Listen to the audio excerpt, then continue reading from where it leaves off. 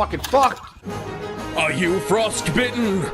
Well, drink Geek Grind Coffee with the special Nerdrotic All Hail Private Blend. GeekGrindCoffee.com for all that ails you. Use discount code Nerdrotic.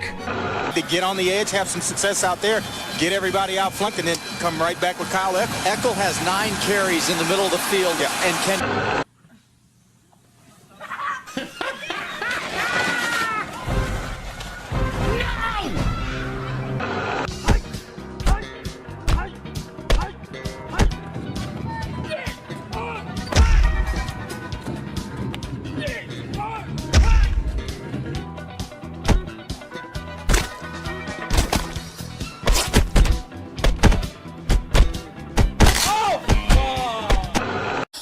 Not all who wander are... ちょっと待ったー！カップヌードルよりカレー飯 NO！ こっちもお湯を注ぐだけ5分待ったら仕上がり混ぜると無駄にうまくなるすすらなくていいから食べさせやすい Again? 麺と飯どっちが好き はいほらほらとにかくファーストバイトうわ何この感覚私が間違ってました麺より飯 NO！Hey, why does it not sound loud now? Let's do it again. I don't know. Sounds normal to me. That's what I said to my ass. What's up, everybody? Welcome to Friday night. We do it one more time. Let's go. Let's go. Wake up. I'm saying that for myself and Ryan. We're both very tired right now. Yeah. We're tired. Ryan is literally surrounded by women right now. Hey. Yeah. Oh, you got the hands. You still got the hands. Yes, I can't return them. Amazon won't let me return these puppies, so they're mine forever. Maybe is that because Frank used them? They smell like butthole now. Yeah. Wow. Oh, I'm just kidding. Welcome to Friday Night Tights. It's Friday. That's usually when the show happens, depending on what country you're in. And I've got some good news. We've got some gay black rapper news for today. I'm very excited. I'm very, very excited. Also, But our gay black rapper reporter isn't here. he isn't. He's in the field. Our expert analyst is gone right now. He's in the field right now researching. on the ground. Yes. But we got a lot of stuff to talk about. A couple things happened this week. We'll get to it. What's up, Az? Hi. Okay. Az, I want you to break down the history of black samurai in Japan. Go. There was a guy, and he wasn't a samurai. A samurai. Samurai. Stop whitewashing. Samurai. Yeah, that's my favorite thing. It's like people, there definitely was one in history, and then you look into it, it's like, oh no, there not wasn't. really. No, it's not like, really. It was kind of a modern thing that they've then interpreted as that deliberately. Well, It's like, oh. It was there, but That he was a narrative really samurai. changed in 2019 because this dude wrote a book. And Yes. Well, suddenly that's after that, you start finding all these articles about Yasuke, and before that, there was like barely one or two things you could find about the guy. It's the same thing with the Viking shield maidens. It just came out of the book. It's the Viking shit. It's the we was Kangs. We were the real Jews. We're the real kings of Egypt. We're the real English kings of the past. It's the same shit. I wish I could play the we was Kangs video, but I don't think we can here. Oh.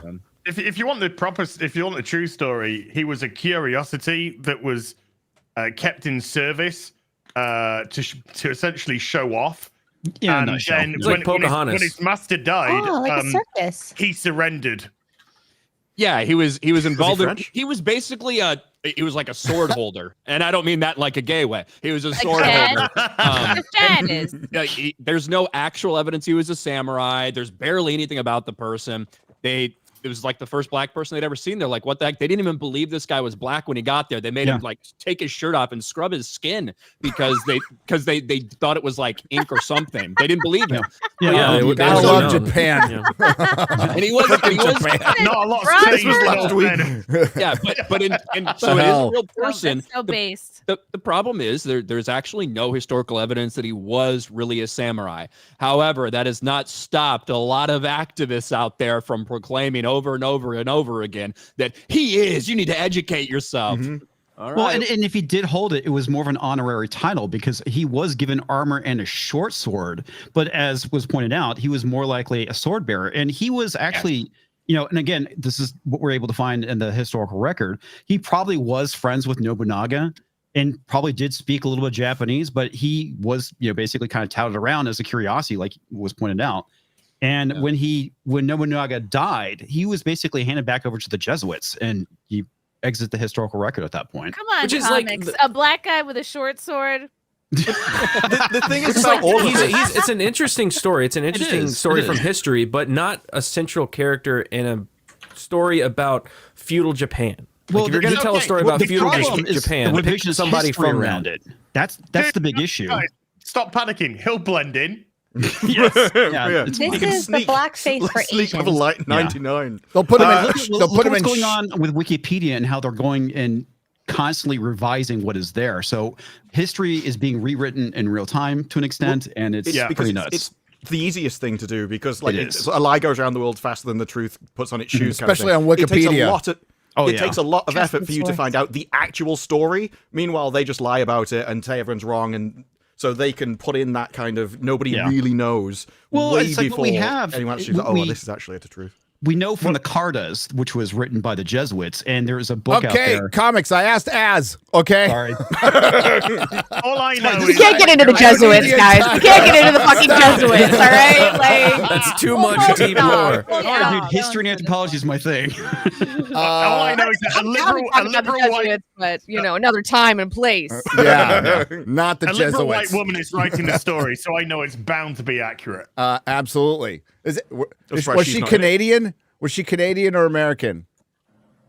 It makes a difference. Retarded. Well, I mean, that's a different kind of because that's Canadian's like extra retarded. Sorry, Canada, but it's true. It's I Montreal, apologize isn't it? for us. Canadian.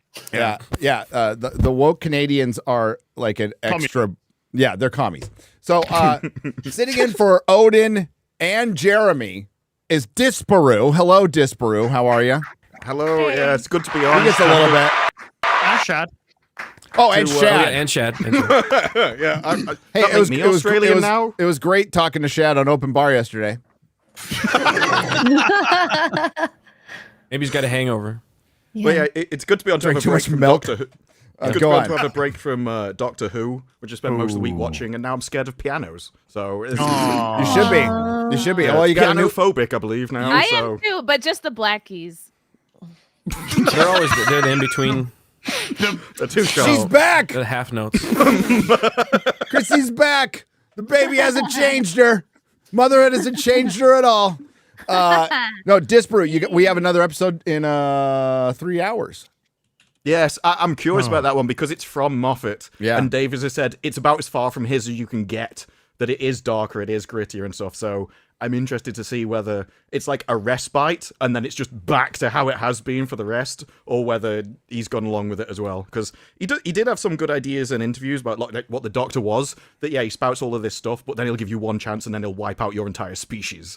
So he definitely has a different view than Davis was putting with the current Doctor. So I think it'd be interesting. Like this is half a Doctor. Remember, it's half a Doctor, which. Really, if you think about it thematically, that's horrible. But we won't. Yeah. That was my favorite thing with the companion when he said, "We need to run." And she's like, "But you never run." It's like, hang on, you've had 3 episodes. He's run on 2 of them. Yes, like he ran for like he runs more often than anyone else. So when he's like, "I'm not a hero," it's like, yeah, you are a coward. Yeah, big So time if they bigenerate, right? So they're separating and they're half a Doctor for each one. Next time he bigenerates, is he going to become like? He's gonna be quarter less, and then quarter less, black Doctor. Quarter Doctor. Quarter black Doctor. That's what it'll be. Yeah. Is it like cloning where you eventually have like a really retarded one because the brain doesn't? We got that already. Oh, that's right. My bad. Hi, quarter black Garrett. Hey, I watched X-Men '97. Yeah. Everyone's saying to watch that show, and I finally did. I watched the first episode last night, and it's freaking rad. And I can't wait to talk about it with Danica and get her perspective on it, because I was really impressed. I think the animation was great, action was great, voices were awesome. It sets up the show really well. Hope it holds through, which that's what I've heard. It does, and they fired the writer. Right. They fired the writer. They fired the head writer. So it's like Disney's like the blind squirrel found an acorn and then killed the fucking squirrel. So sad. Too good. Never mind. We still don't know why he got fired, right? Mm-hmm. No, we don't. It has to be something with his OnlyFans or whatever. It's the only way, right? Like it's got to be something egregious. I don't know. Was it too tame? I mean, like it's fucking Disney. Yeah. Oh God. Hey, what's up, Ryan? How are you? I'm good. I'm tired. I had to wake up really fucking early this morning. I've been driving a lot today, but we're back. We're ready to rock and roll. Thank God Jeremy's not fucking here. That's a blessing. Oh. But no, we're ready to go. Good, because we could have a reasonably good conversation about superhero fatigue. As it concerns the X-Men '97, because I think I don't know the answer, by the way, to superhero fatigue, but I think it's definitely something to bring up, which we'll wait for. Hi, Chrissy. Hi, it's good to be back. My boobs are tired, but I'm excited. I'm drinking lactation tea. Nice. I'm feeling ready. You sound it. You sound ready. And I have a new megaphone. I had one of those. Oh my God. Oh shit. All right, that gives me flashbacks. Stop. Okay, stop. All right. Take the batteries out. I got to do this now automatically when I hear that. It's the Black National Anthem. Yeah. Whee! I have a reaction to that. Okay. Yeah, sorry, Danica. Can you get one that periodically beeps like a smoke alarm? Picked a bad show to be on. I just want. I know. Everyone, I see all these people in the chat. They're like, "Danica, what are you doing here? You don't need to be here." I'm like, "What are you doing here?" What am I doing here? I don't know. Hi, Comics Division. You want to finish the rest of the entire history of feudal Japan for us? Sure. Chronicles of Nobunaga. There you go. That's all the information. What do you think about a Shogun season 2 and 3? I know, it's stupid. Maybe they could put the Black Samurai in that. That's past his time. They don't care. There shouldn't be a Shogun 2 and 3. There was one book. I agree. Oh, Do you like the way that Ubisoft went from "you're a bunch of racists" to "well, we've never been accurate"? That's bullshit. In the space of a day. I do. There's been fidelity in those games up till recently. Did you see the IGN article? That Yeah. was insane. Oh, let's not pretend we care about the Japanese now. It's like, hang on. Whoa. Yeah, we do. Hold on. And that guy's Korean, so it's not like he holds a grudge. Well, speaking of Japanese People. Exure. Hi. That's it. Oh wow, that's it. Oh, okay, fine. I'll do a Chrissy intro.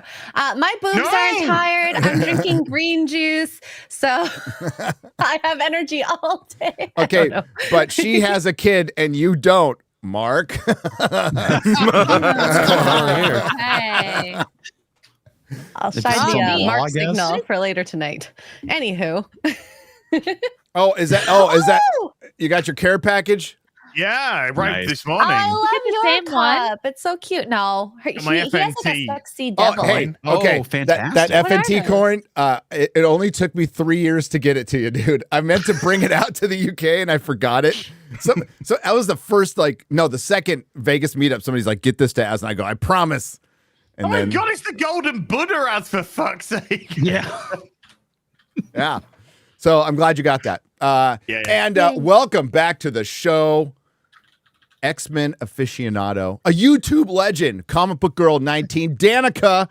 Well, I got to get to my button. Okay. Welcome back. Thanks for having me. I see that my mic is too loud. Everyone's saying, and I also did do my troll voice, so that really is a lot. So I'm gonna back up a little bit from my mic, and you guys let me know if I'm too loud. I don't. Sounds great to me. I think it sounds good now. Sounds Yeah. fine. Sounds fun. I think it was just the troll voice. It was just the troll voice is another level. You know what I mean? So That's just my voice. Yeah. we wanted to have you, not that anybody else watched it. I watched it all the way through. Danika, X-Men 97. You did. I'm proud of you. What was good, and I'm going to say it's the best thing Marvel has done on Disney Plus by light years. By light years. Yeah. Easily. Yes. Yes. I agree. Everyone's been very interested to hear my thoughts and feelings on the new X-Men 97. For those of you who are out there and you don't know who I am also known as Comic Book Girl 19 here on YouTube, and I did 3 X-Men documentaries, Epic History X-Men Volume 1, 2, and 3. So I've done a lot of videos on X-Men lore, so you can check those out if you're interested in learning more about where they came from, when they kind of hit the big time and became A-list in 1975, and then what happened with the Phoenix and the Dark Phoenix saga, what the real story of the Phoenix and the Dark Phoenix saga are, because it's been fucked up so many times in the movies. So I felt like it was a public service that I had to do, because it's like it takes place over 5 years of comics, so you're not going to go back and read all those, but I did the work, so you don't have to. You should if you can afford them, or get the because it's some of the best comic book writing and artistry ever, and it's right up there with I favor Frank Miller's Daredevil run. That's just me, but it's up there. And I was a 12-year-old, a 10 to 12-year-old reading comics when I heard of this guy named Wolverine. They're like, this guy has knives out of his hands. I'm like, what the fuck? And he heals fast. I'm like, that's crazy. He's Canadian? No, I don't like that. I don't like him now. But no, he was the coolest character ever. And like buying those off the shelf, the later issues was freaking insane. And that's what made me a giant John Byrne fan overnight. And those were some of the first comics I was buying in a comic shop that was called Professor X's Comics in Oceanside, California, and reading them out of order. And the guy there, I just had to pepper him with questions, because back in the old days, we didn't have trades. So we had to just ask people, what happened? And they tell you what happened. It was a great time to be reading comics. It was so fucking cool. And man, I mean, that was the best time. The best time for X-Men, especially. And the Teen Titans were good too back then. It was good times. So I watched the last couple of episodes of the original animated series about a month ago, and to see how well it's okay. It does okay as far as going from that last episode to the next one, and then they run through. I couldn't even. There's so much lore, so it's like bullet points of lore, of the lore I remember. Right. Yeah. But they do a really good job weaving a lot of characters in and out. I mean, I didn't love everything in it, but Magneto was fucking awesome. Most important part for me, Cyclops was awesome. They got Cyclops right. Justice for Scott Summers. Justice for Scott Summers. I've also done a video on my YouTube channel about Scott Summers and how he has been unfairly characterized in the movies, especially. A lot of people have seen him in the movies, the Foxman movies, and they just make him such a fucking pussy. And it's just so sad. And he's so fucking cool in the comic books. So it's finally good to see, a representation of Scott that's fair. It's like, you don't have to like him, but he's not crying about Jean all the time, for Christ's sake. But they set him up purposely to make him look like an asshole, because they want you to root for Wolverine in the films. And that sucks, man. This is the leader of the X-Men. Show some respect. Yeah, and there was the right amount of Wolverine in this. Like it's not the Wolverine show at all. He's like a side character, doesn't appear in episodes. Cyclops, dude, God bless them. When like he I can't jumps believe into they the had the action, restraint. Yeah, I can't believe they had the restraint. It's crazy. So people were complaining that they reduced Rogue's booty a little bit, but they didn't do anything with Storm. Storm looking good towards the end there, especially looking really good. So yeah, I think Yellow Flash talked about this. Might owe Bo DeMeo a little apology because he did a good job and they fucking fired him. They fired him, which is unbelievable. It like crazy. Who knows what he did? But it couldn't be that bad because he's still talking about it on Twitter, right? So he's still talking about the show a little bit on promoting Twitter. it. Yeah. He definitely went like after he got fired, he went radio silent for a while. You know what I mean? About pretty much, and that was like wasn't that a couple days before the premiere? Yes. And he was talking about it all the time. All the time. Yeah. So it really sucks because it does seem like I posted it last night that I watched the first episode and I really enjoyed it, and a lot of people were like, "Yeah, totally, it's great." But then I got a good number of people that just say, "I don't even want to watch it because it's from a company that hates me or has made so many pieces of crap that they do not deserve my time," which I totally understand. Like, it sucks that this show came out in this time because it's such a good, at least just for the first episode that I did watch, it respects the original show. It has fantastic animation and action. The choreography and the way that they did everything was very well done. The characters are intriguing. Again, like you guys were saying, I really like Scott Summers' character setup in this, like his dilemma with leading the X-Men and he might have to leave the X-Men or he wants to leave. You know, like I really like that. And then the drop at the end of that first episode with Magneto taking over everything from Professor X. It's so good. And it's not being seen because Disney sucks and because they've put out so many pieces of crap. Dude, I was It's so tragic. stressed out before I watched the first episode. Like everybody online was like, Danica, you gotta watch it. Go watch it. And I was just like, oh, I'm so scared. Oh, they're gonna fuck it up. Oh, and like I was almost like crying. Like I was like really like terrified to watch it. And then I watched the first episode and I was like, oh, okay, like it's not bad, like it's okay. Like we can do this. Because I had no I just didn't think that they were going to be able to make anything that was good. I was just very, after what they've been putting out, obviously it's just so shitty. So it's like an awesome wave of relief washed over me. I had that Patrick Bateman moment where he's just like, sees he's got a good table at the restaurant, and I was just like, oh, thank God. Oh, Jesus Christ. Disney doesn't have anyone to blame but themselves. No, they don't. Yeah. That's so the animation. I know it was getting some complaints from Jeremy. He's not here, that's fair enough. But I thought it was fine. I thought the animation was fine. Fantastic. The music's really good. They nail that freaking theme song, dude. The intro. And there's no real characters that annoy there's no characters that annoy the crap out of me. There's like a couple of character changes that I'm like, but I mean, my biggest problem with it, I don't want to spoil too much, is the problem I had with the comic books. Is the same problem. Is like, how could you have the X-Men existing in this world with the rest of the Marvel universe and like the Avengers are like sitting on their hands and shit? It's right. I totally. That's always been a big fucking problem. But we do get to see Spider-Man, Daredevil, Cloak and Dagger, Silver Samurai. Dude, there's well, you kind of see Reed Richards, but you kind of see Reed Richards. You kind of see Hulk, and Cap has a scene. Cap has a couple scenes. Yeah. Iron I Man. love that. That's awesome. That was my problem. It's like, what the hell is Iron Man doing just sitting there? Dude should be like, who gives a shit about the president? Okay, like Iron Man would not be sitting there he'd be off like saving people. But seeing Spidey was cool. That made my kids so happy. Oh yeah. So, but the thing is, you're right. It's on. I would never recommend you get Hulu or Disney Plus or any bundle to go watch this. I would like, if you want to watch it, be creative. That's it. But I would never recommend that. Get creative. It's also, I mean, I think that even though I do have some issues with it, like I don't think it's perfect by any stretch of the means.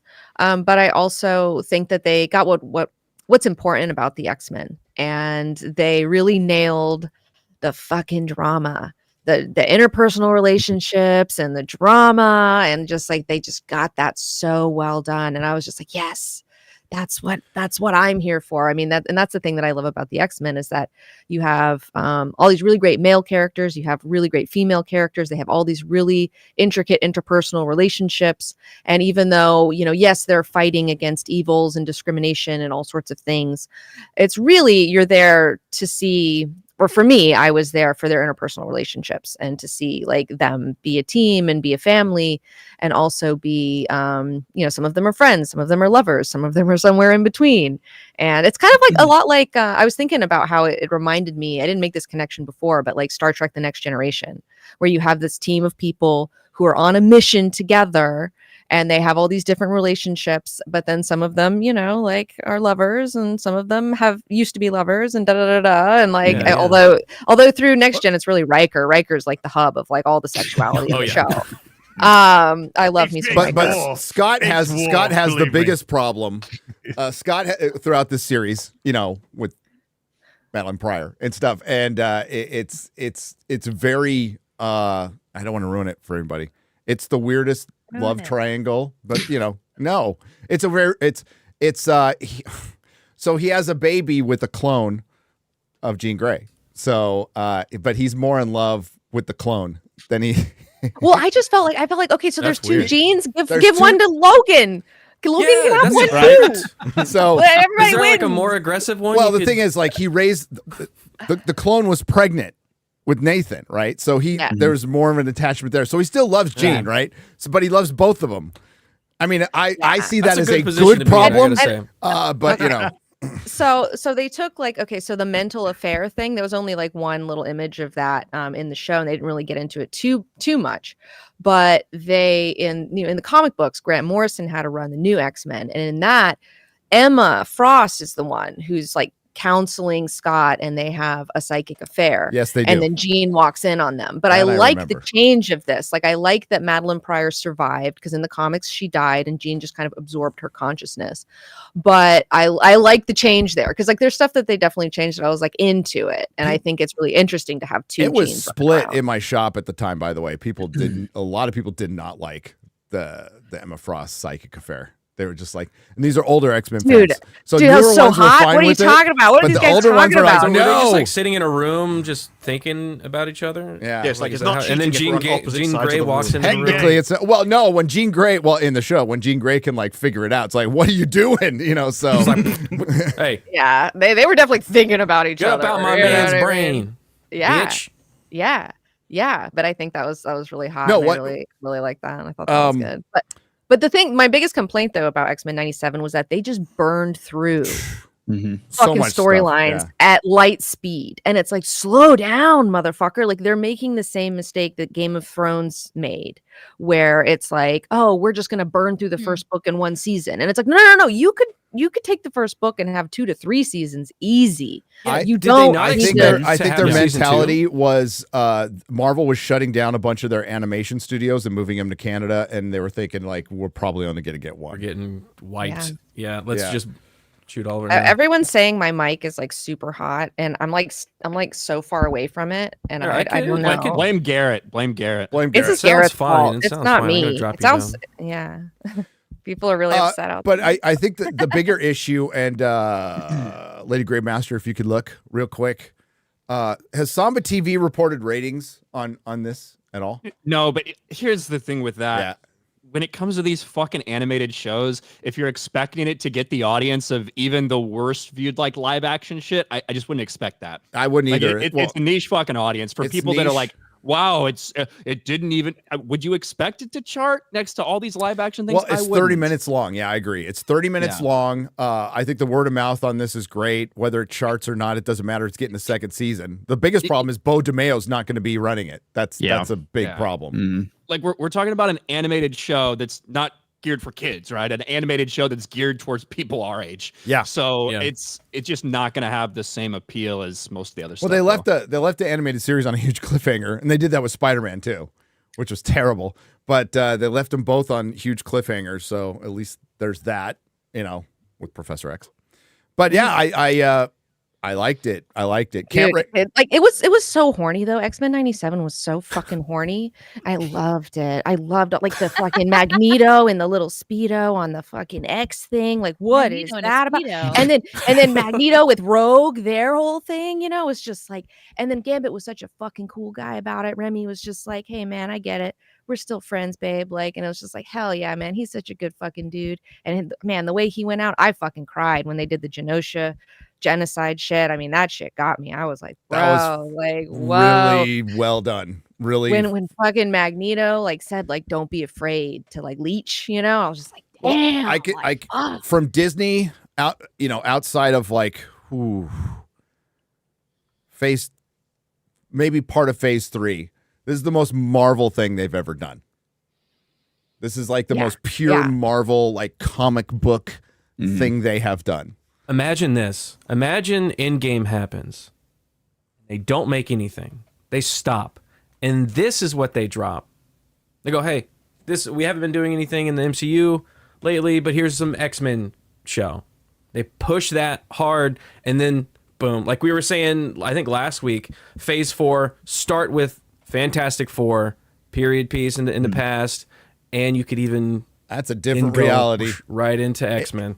You guys are dumb. Why did you do this? If you didn't read the comic books and you ever go to like Universal Studios in Florida and you go to their Marvel part, that's what I'm talking about. That's what Marvel is.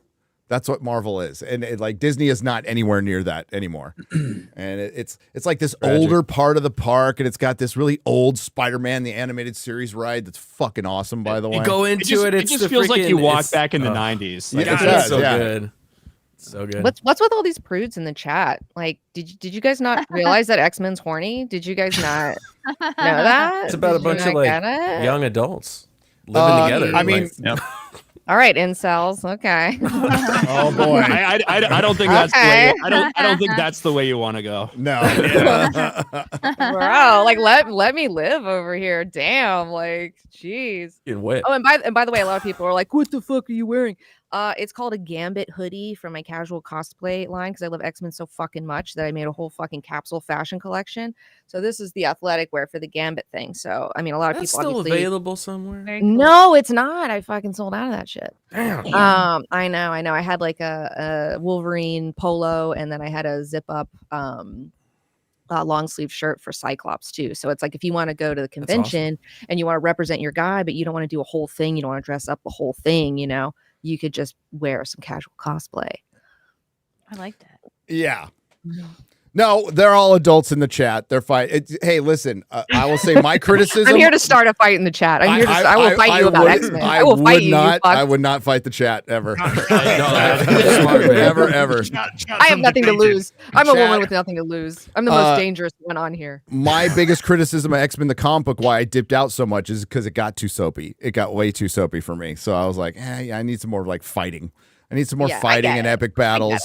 And that's why I always stuck with Daredevil. But Daredevil got soapy too sometimes. Yeah. Well, a lot. I feel like you need a balance, right? If it's literally just nonstop fucking action and that's all it is, it's like whatever. You have to care about the people in a different way, right? You have to care about what's going on with their lives and stuff. But if you make it all about that, then that could drive people away too. So you got to have a good balance for any type of great show. Yeah. And the action in this show is top notch, dude. I just feel like their relationships are the most boring part about them. Like, it's supposed to be private for a start.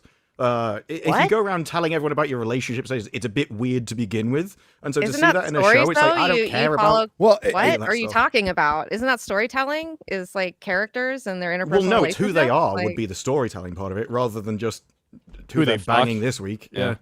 It's not about who they're banging this week. The most important thing about them. Girls like to know who they're banging. Well, I think you explained it right. It's like it's the next generation style of it. It's like banging's happening, but it's not full screen. We're talking about the interrelationship between the characters. Interrelationship. Like we're going to reason. No, the interrelationship drama helps link somebody dies, right? Which you can't do anymore because it's called fucking fridging. So you like a lot of these quote unquote tropes that have worked in comics for years and years and years, which is, hey, there's two characters. There's Daredevil and there's Elektra. Oh, and then Bullseye fucking kills her, you know, and then Daredevil, you know, the payoff moment is that sucks. But the payoff moment is Daredevil going and beating the fuck out of him. Yeah. And sending him to the hospital. That's your payoff moment. Okay, that's why we read these things. And now we can't be violent, and we can't do anything, and we can't have fucking romance, and we can't have relationships at all. It's all been sucked out of every piece of media. It's sucked out of everything. So I think the X-Men show kind of like it gets heavy on that stuff, and you know I was a little weird with the Rogue Magneto stuff, but it worked, and they repurposed. What? It's the hottest shit ever. She's where a does it hot go? bitch, and she can't get touched. That's the whole thing about Rogue. Yeah, she's but a he's smoking old. hot Southern woman. He's a silver fox. Are you kidding me? He's a daddy. He's a daddy. Well, that's the He's 90s. He's a fucking Omega. So that's the level 90s mutant motherfucker. You can look at his long hair. The and fucking shit is 90s Magneto Bill? with like this long billowy hair and just all. Hot, Like Magneto was that is not the Magneto from can God vibrate Loves Man metal. And Kill. he's the only man who can touch her. Let her live, okay? Gambit can't touch her. What do you want her to do? But that's the best part of their relationship is they can't touch each other. Kind of take away Not for from that a her. little bit. Not for her. I'll tell you that. I want her to get some. I want her to get what she needs. She needs a And psychic Magneto then. can give it to She her. can just have a psychic affair, you know? There's no touching involved. No, I've always appreciated the diversity of X-Men. Like Storm was the first Jewish character. Yep. Because she controls the weather.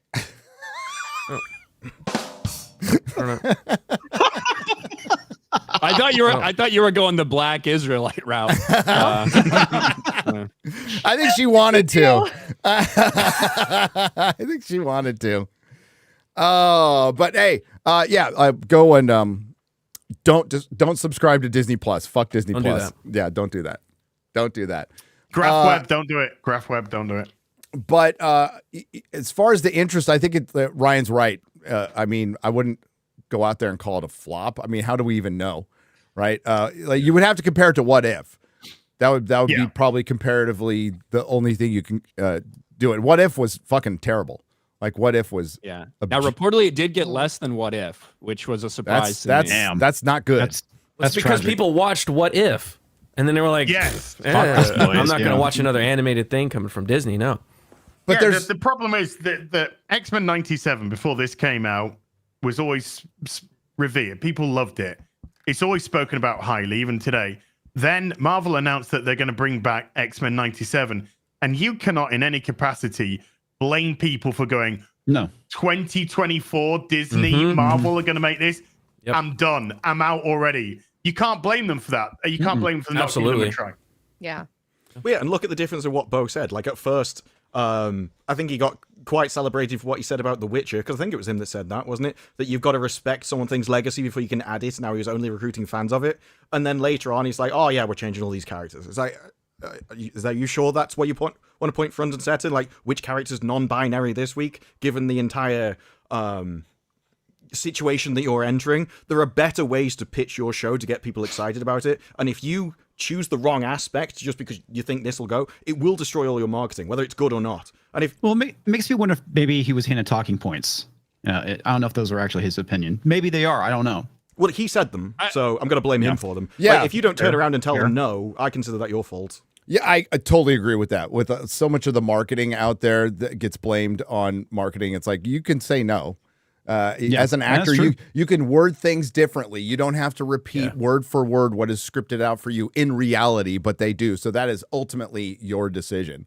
And I think a good example of that is the Snow White drama that Gal Gadot said some of the same things that Zegler said, but Zegler said it with such glee that she's the one that everyone focused on, because it seemed like she was reveling in the comments, whereas Gal Gadot was just like, they're not going to be loved by the prince, and then kind of walked off. Right, and the excuse isn't gonna, like, it doesn't work anymore. It just doesn't work. You decided to say this stuff, and Zegler got all the attention. Yeah. Gal Gadot was like, she's not going to be saved by the prince and blah, blah, blah. It's going to be a little different. And then Rachel Zegler was like, yeah, that old thing was really a piece of shit. It's not dirty anymore. Like it was just different delivery. And that totally matters. And you want to bring up that article of from yesterday? This is a shocker, everybody. Absolute shocker. The Hollywood one about they're having Is this trouble. about stars not being able to secure their Who could have seen this coming? Why are movies with big stars struggling to score U.S. distribution deals? I don't know. Wow. Wow. Big question mark on that one. Hey, actually, huge good, mystery. Huge mystery. And I think they're talking about, is it, like, I'm American, so I'm going to say Cillian Murphy. Am I saying that right? I think so. It's I think that's Sicilian right. Murphy. Huh? Cillian Murphy. Cillian. From fresh from his conquering of award season, Cillian Murphy is the current leading man du jour. Is he, though? Or was that Christopher Nolan? Strange, then, that his follow-up to Oppenheimer still hasn't secured a U.S. release. Small things like these, based on the novella by Claire Keegan, opened the Berlin Film Festival, scored solid reviews for both Murphy's quietly intense starring role, because I can read, and Emily Watson's turn as a tyrannical nun, a performance that won her the Golden Bear. What's the fucking Golden Bear? I don't want to know. It's when a white woman goes out into the forest and gets fucking murdered. That's a lot to put onto an award plaque. Dude, it's a lot to put on for a bear. Yeah, yet a domestic deal for the film, which Murphy also produced for his new Big Things Films banner, has yet to be announced by Film Nation. But small things like these, I mean, does anybody care about this movie? Does this sound like at all interesting? Is just part of a growing trend of starry indie titles that are struggling, or at least taking much longer than usual to secure a U.S. sale. Also screening in Berlin, Alonso, I can't say that last name, La Cocina, The Kitchen, starring Rooney Mara, was one of the festival's highlights, with Hanway selling out internationally 3 months on, and the film's U.S. deal being handled by Fifth Season and WME still hasn't been unveiled. And you want to know why? No, you killed the independent film, Hollywood. You destroyed it. And nobody cares about you anymore. You know, it was fascinating to watch the strikes last year, because people were, that was probably the last time the general populace was generally interested in you, and they were just watching the fire. And now that it's over, it's like, all right, see ya. And you fuck the theaters this year. There's God, look at the opening weekend, opening movies coming out this weekend, and look at this summer. And what do you expect? Brutal. What do you expect? And the movie star, well, like, they did it to themselves. We got to know them. That's what killed the movie star. You gave them social media. You gave them social media and the ability to talk. It seemed fun in the beginning. Oh yeah, it did, but not now. There's like 1 in 100 movie stars knows how to handle social media, right? And they usually just hire people, and it doesn't go very well. But it's clear the projects that would have previously have flown off the shelves domestically just don't have the same immediate pulling power. I also want to bring up one thing. Remember the movie theater bailout? Does everybody remember that? Yeah. I do. Yeah. Remember when your tax dollars went into movie theaters that are now going to be filing for Chapter 11 pretty soon? Just wanted to point that out. And according to one source, it's the lack of potential theatrical window releases with broadcasters and streamers that's slowing things down. Oh, we'll blame streaming and not Hollywood. The U.S. market has been very slow because of the fact that no one seems to have a pay-one deal anymore. Lamented one insider who noted that without automatic slots to fill, distributors are having to find individual partners for the first pay TV window for each individual. This is all blah, blah, blah. It's just like, that's what it is now. The industry is that. You destroyed the festivals. They're not festivals anymore. They're just marketing events.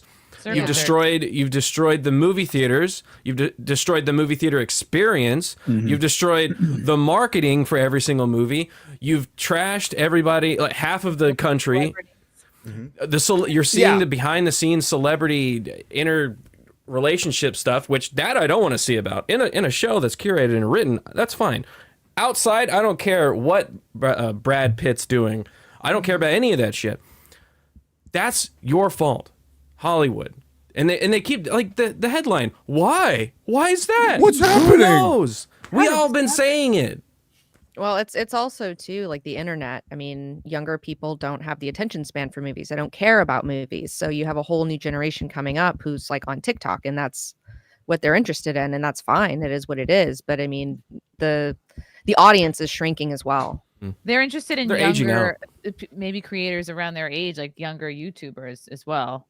I would also argue they're not being they're not being presented the best version of what Hollywood could be. I would That's argue why they're not that interested. like maybe they would be into it if Hollywood was making better stuff and not pissing off half the country constantly. We talked about this in 2020. We said this is going to hurt you. And it's gonna last a long time. People are not gonna forget. This is 2020 Summer of Love. It was generational. This is like they got all caught up in the moment. They did. Don't really care. Patton Oswalt was out there when people were locked down, telling people to get Uber Eats. People fucking remembered this shit. And now when they hear Patton Oswalt's voice, they're like, "Fuck this show." They're like, "Fuck this." Is another guy that killed his wife? Allegedly. No, I have no idea. In Minecraft. I have no idea. But I know that there's a lot of actors out there that represent your brand, Hollywood, that just pissed off Hollywood forever. I just, when I tweeted about this yesterday, I just thought of 4 actors off the top of my head that aren't even like I wouldn't consider them movie stars to where they're going to put butts in the seat for theaters. But Pedro Pascal, Mark Hamill, Rachel Zegler, and Mark Ruffalo are just the first 4 off the top of my head that like nobody likes these people. They're liked in Hollywood. We were talking on Open Bar yesterday. Phoebe Waller-Bridge. Who in the fuck? Where is she selling anything? She made a show 8 years ago. $20 million a year for nothing. Nothing. She didn't need to make anything. Yeah. Like show me the metrics. Like why? Like okay, Fleabag. Right. People liked it. Again, 8 years ago is when that started. Yeah. But how was that performance in it? She was in an Indiana Jones flop. That's unimaginable. If somebody told me when I was a kid after watching, Temple of Doom or even The Last Crusade when I was not so much of a kid, like, hey, they're going to make an Indiana Jones film that completely flops, I'll be like, you're fucking high. You're as high as I am right now. And then they're going to take one of the lead actors from that film and give her an entire TV series that's an adjacent style genre show. Almost exactly the same thing. Gary, what if someone had told you that after Crystal Skull? Crystal Skull? Yeah. I probably would have believed it after Crystal Skull. Yeah. But Crystal Skull. Even Crystal Skull, I think that was what, 775, 800 million worldwide. Yeah, or that made money. Back in. I enjoyed that movie better. Well, that movie is more enjoyable. That is half of a okay Indiana Jones movie. The last third of it completely goes off the fucking rails. Too many people get involved in their little party, and it's nuts. But even the nuke fridge, I'm okay with that scene. No, me too. I'm not. I am okay with the nuke fridge. It's awful. Okay with it. No, you know what I really hate? The fucking gopher. The gopher turning into we're waiting. No, it's like, the Paramount. What's the Paramount logo going to turn into? A gopher? CGI fucking gopher? What the fuck? Are you kidding me? But no, you know what's canon? The last part of that movie where he marries Marion. That's canon. That was a happy ending. That's how it ends. And then in Dial of Destiny, they literally rip all of that away. Just make him a miserable piece of shit to give you the same fucking ending. To give you the same ending that they end up together. Except they killed Shia LaBeouf. Off camera in the Vietnam War. In Nam. Oh, God. It's ridiculous. Oh, it's all right. We know some people didn't like Mutt, but you did him pretty dirty. We'll get a Disney Plus series, The Death of Mutt. It's a prequel. I'd watch that at the same time. I would watch that. Yeah. I'd watch it. Yeah. He died on Hot Dog Hill. Just it's a couple flashbacks with Harrison Ford, who does not give a fuck. You could do a couple of those. Yeah, I'd be down. Plus, Shia LaBeouf is so insane. I mean, I'd love to see him just be totally unhinged. Yeah, I'd like to see him survive Nam and just be crazy, like one of those crazy guys that's like a W amputee in a wheelchair. Like that'd be cool. So Lieutenant Dan, he cut his own legs off too. He's dedicated. Yeah, he's serious. Method he pulled acting. his own tooth out that one time. Like that dude is method acting. Yeah. Acting. Do you remember he did that social, work of art thing where he just sat in a room and let people do whatever they wanted to do to him? What about Heat Will Not Divide Us? That they camera had to keep moving in New York. because they kept shutting it down. I'm a Shia LaBeouf fan. It's been a wild career path. I've watched him ever since he was a little kid. Wasn't he putting? wasn't he putting a flag up or something somewhere and then some? Yeah, it was He Will Not Divide Us, and then he had to move it, and then it was a flag in the middle of nowhere. And Reddit found it or something, or 4chan. Like, 4chan and their autism is just amazing. There was planes in the background, and they triangulated the plane patterns with FAA like flight patterns, and they found the internet. God bless it. That's why we love you. That's why we love you. Amazing. Shia LaBeouf's like just do it thing though, like whatever's on his back, do it. Like that shit's epic. Like I will love him forever for that. Thank you, Shia. Huge fan. And that gay choir singing the Shia LaBeouf song was amazing. By the way, Shia LaBeouf. That is one of the best things I've ever seen. I like that video of the dude on the motorcycle that randomly pulls up next to Shia LaBeouf in traffic. Yeah. And he's in his truck, in his 4x4, whatever. Yeah, it's just like it's cool. Oh, that energy. But going back to people's attention spans, before we went on a weird Shia LaBeouf segue. We went down that rabbit hole like Shia LaBeouf would. I think it's about what you're giving the audience, because at the moment, I think there's two different sorts of heroes. You've got masculine heroes and feminine heroes. And what we're getting at the moment is sort of like The Flash, where a guy will come in and be like, I can't do this. No, you can do it. All we have to do is, if we all believe in you, you'll save them. And it doesn't matter how evil they are, you can talk them round because they're not evil. You can save it. It's like the snot monster in Doctor Who, who was a psychopathic killer that we had to save because he physically existed and him being evil wasn't his fault. And then you have the previous Doctor, which was masculine, which was literally, I will give you one chance to do as I say, and then you're all dead. That there is no ifs, or buts. This is justice, and I'm the one who will dish it out to you. And I think that if you think that the main demographic is men, you have to play into their values, and you can have the romance and stuff on the side, but it can't be the main focus. Otherwise, they won't be interested, and they'll just stop watching. Whose value? You have to explain to me, because I was so confused. I mean, I knew it was going to be bad anyway with Doctor Who, but they tried to make the booger monster good. But it wasn't good. I thought the booger monster would like read them stories at the end. No, they still had the booger monster like imprisoned at the bottom because it'll still eat the babies. Yes, because it was a monster. It was inherently evil. But just nobody is born wrong. So even if you are evil, we still have to save you. Even if an AI took a children's story literally and made a booger monster, nobody's born wrong. Okay. Yeah, that was the entire story. That's retarded. Which is the entire ideology of why we shouldn't put people in prison for a very long time and stuff. Russell, if nobody's born wrong, then why do you support? Never mind, don't worry about it. Yeah, we know where you're going with that one. I mentioned that in my live stream. I'm like, wait a minute, that contradicts something. I can't think of what it is. They also did the same problem that Rebel Moon 2 did, where he said, it's one of the babies. And it's like, it's not one of the babies. But because he said it, now magically everyone else believes it because the writer decided that's where he wanted to go with it. And in Rebel Moon, it was the same thing. Oh, we're here for the grain. They were never here for the grain. They didn't care about the grain. They came for the woman. But because somebody said it, now all the characters across the universe believe it until somebody says something different.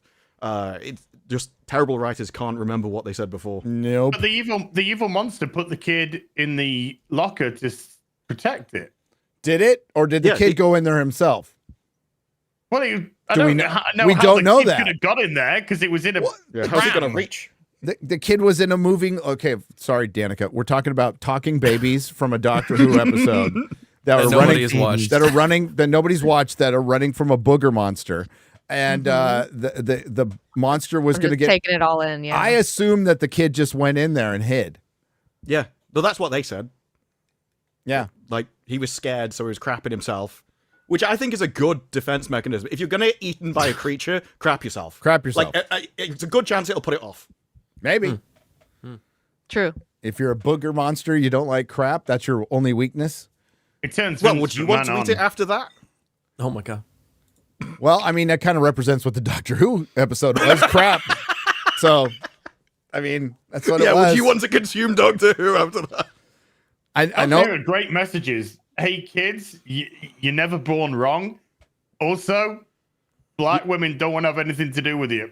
That was pretty much it. Yeah, we've all been to the DMV.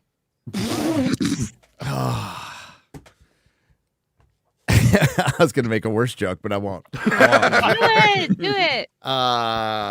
No. Hey, you guys want to watch some HotD? You guys might not get it. I was going to say the most dangerous place in the world is the San Francisco or the Daly City DMV. But you'd have Do to they know still that, let people you'd have to inside? know the geographics of the Bay Area to know that like you put your life in your hands wait a going minute. to that DMV. Every I've just DMV is almost that way. realised that Assassin's Creed's about a black man going around killing Asian people. Yeah. Holy shit! It's not a good Is look. it San Francisco? Not a good look. New York, whatever. Yeah. New York City, yeah. Any modern day big city, yeah. Stop the Asian hate, yo. Oh, are we going to be able to watch this? Are they gonna, so, right? I got hit for it. Yeah. Yeah. Did you? Ah. So we'll do just Should roll I through mute it. it? Roll Don't frames? mute it and just show frames. Yeah. Frickin' Warner Brothers, you suck. What? Why are you this Yeah. way? So gay. No. Even Rings of Power let us laugh our fucking tits off at it. So I do want to point out that that's a wig right there, but it doesn't look like a wig because Yeah. Yeah. Ironically, the show with the like most insane, intricate wigs is not Rings of Power, which is being mocked for wigs. It's actually House of the Dragon. you mean all the the Targaryens. the black Valerians with white hair but black facial hair? Like That happens, doesn't it? sure. Well, it How looks cruel, more though. real in this show than The Targaryens are supposed to have only white hair, right? But Yes. how cruel and Maybe do it's you just have like to an give Sauron aesthetic a thing. wig? They Is it put white well, it's- everywhere or just white on their It's for head? men. silver, white. So even their beard would sometimes be almost like goldish. Yeah, depending those on- are yeah. Valerian. So their features, beard should be purple that way. eyes. Yeah. Mm-hmm. They probably put it on and were like, Eyebrow "Oh, that hairs. doesn't look good. Let's mix it up, I guess." Yeah.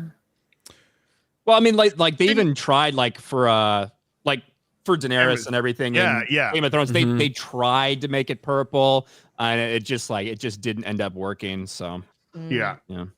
I don't believe it. I think you could have done it. I think it would have been rad. they could have made her wear contacts. Like, come on, like millions of people everywhere wear contacts. Same with Daniel Radcliffe. He's like, I don't like them. I don't like these contacts. Fuck you. You should have the right color eyes, Daniel Check it out. Radcliffe. You right? little kid. Screw Yeah. you, kid. The That's your fuck. job.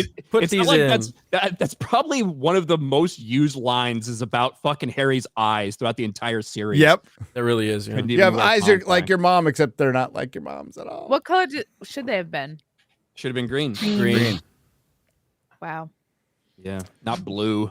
Well, Everybody's got a bunch of people have blue eyes. Who gives a fuck? That's not- they can fix it. They'll be able to fix that when the series comes out, and they'll erase Daniel Radcliffe from I wish we existence. could watch this trailer.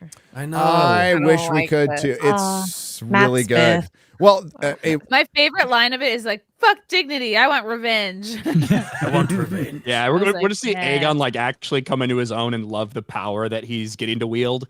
Well, for how long he gets to wield it, I guess remains to be seen. Oh, remains to be spoilers. seen. Yeah.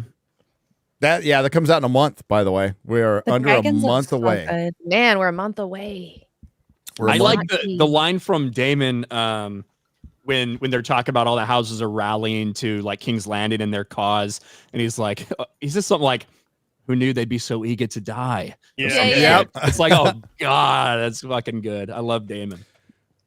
He's great. This is going to be don't want to spoil too much. Don't miss that first episode, and I will The watch first it. Watch it episode live. is going to be like you don't want to be on social media in the immediate aftermath of the first episode. Oh, That's the way we'll put it. This is, I mean, we've seen a lot of shocking moments in Game of Thrones. I don't know where this is going to rank for people, but it's pretty fucking brutal. All right. I gotta get caught up. I gotta rewatch the first season. Gotta redo that. Yeah, I need to finish watching it. You didn't finish watching the first season? No, I only watched like the first 2 episodes and I got distracted by something else. The fuck? That was 2 years ago. Yeah. Yeah, still that was a while distracted? ago. Yeah. do your 2 homework. years, man. Comics. My God. I got distracted. Haven't found time for it the Well- past 2 fucking. I've just been reading about goddamn feudal Japan. I've read 1984 5 times. Very distracting. All right, so that trailer we couldn't watch, but we can watch this trailer. We can watch this one, the one that came out 1 hour before it. the far more important trailer. Oh, this is the one I wanted to watch. Man, I'm so excited. Oh yeah. So real quick to set this up, Peter Jackson. Sorry for the people who are just haven't watched any of our videos and just got here, or maybe been under a rock. Peter Jackson was announced to be returning to Lord of the Rings. He'll be producing and I guess writing with Philippa Boyens and Fran Walsh. And then Andy Serkis will be directing, I'm assuming starring in 2 Gollum movies. Don't know how you're going to get 2. I don't know how you're going to get 1 movie out of 2 Gollum movies. But we're going to get 2. Yes, 2. Oh. So it's The Hunt for Gollum. When he said that they're going to cover, he was like, we're going to cover information about Gollum that we didn't have time for in the 6 movies that we had already. Right. So what he means by that is we're going to get the origin. We're going to get him, like, we're going to see. We got that. Yeah, we're going to see Smeagol. No, but you're going to see more of Smeagol. Okay. We already. Okay. I agree. Like the transition, you mean? We like already saw, no. Gollum? We already saw it. We don't need to see any more, but we're going to see a lot more of Smeagol prior to even being with Deagle in the ring, and then we'll see more of it post the ring after he kills Deagle and goes back and then gets shunned. And then has to go to the caves of the Misty Mountains, and maybe they'll go into Smeagol always liked the origins of things. He like would dig. His what Tolkien said is he's always looking down. He never looked up. Right. So he was always looking for roots and beginnings, and that's what made him go to the Misty Mountains. And he started hating the sun and all that stuff. So they'll probably just show a lot of that, which we honestly don't need. But I'm kind of here to see Andy Serkis chew scenery. Like, I love watching him act. He always has really great scenes. Despite all the problems that The Hobbit had, his scenes were 100% not the problem at all. He always had great scenes. Oh, Riddles in the Dark was fucking awesome. Him as Caesar in Planet of the Apes movies. Like that scene. I watched the scene where he's with Woody Harrelson. That ending scene. That is like a powerful scene, and there's no words said. It's just expressions. It's obviously through the mocap, but like you still get that power. But, I mean, I'm looking forward to it. By the way, like, do not see Kingdom of the Planet of the Apes. Let me just put that out there. I made that mistake. It's the worst. I'm so sorry. Like, everyone out in the chat, if you haven't seen it, you're thinking about seeing, don't go see it. You don't need to see it. It's really I'm kind of afraid. It's just way too long and fucking boring, and not much happens. And like, there's no philosophy. There's nothing. Like the last 3 movies have been like they're poignant and have things to say about. But they're humanity they're still more spectacle than the original Planet of the Apes, which had far more commentary in them, right? Well, Siri said that humans are hideous, and I side with the apes, and I wish humans were all dead. Something. I mean, yeah, that's what one of the actors said. Yeah, I can't. That's what Siri said. I can't argue with that argument. It's not a bad argument. Siri, where are you, Siri? Siri. Oh, Siri. Hey, were those Liam Hemsworth pictures real? Of which we'll have to I believe so. Yeah, we'll look at those later. So. Okay, Kingdom of the Planet of the Apes we talked about last week. Boring. Oof. And too many producer notes. Set up for this. So set up for this. We got the Peter Jackson announcement. My favorite comment that came out of the Gollum show that you're talking about comes from Philippa Boyens, where she was asked, "Is there room for Rings of Power and that show?"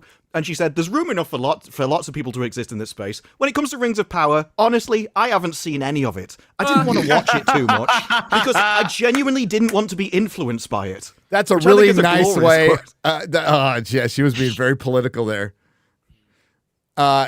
Okay, so a little inside info. They wanted Peter when they first got the Rings of Power rights. They wanted Peter involved.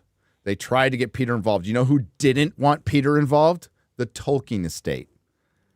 Not Christopher. Christopher wasn't the biggest fan for some reason, but he was pretty old by then. It's Simon and the heirs, and they didn't want him involved. Somebody fought to have him involved, and he was going to be kind of involved, and then they ghosted him, which did get widely reported. So I doubt they're fans. I'll just press X to doubt, as the kids say on that one. So they announced Peter Jackson's Lord of the Rings on the 9th. They announced they were going to put out a trailer. Amazon announced they're going to put out a trailer on the 13th.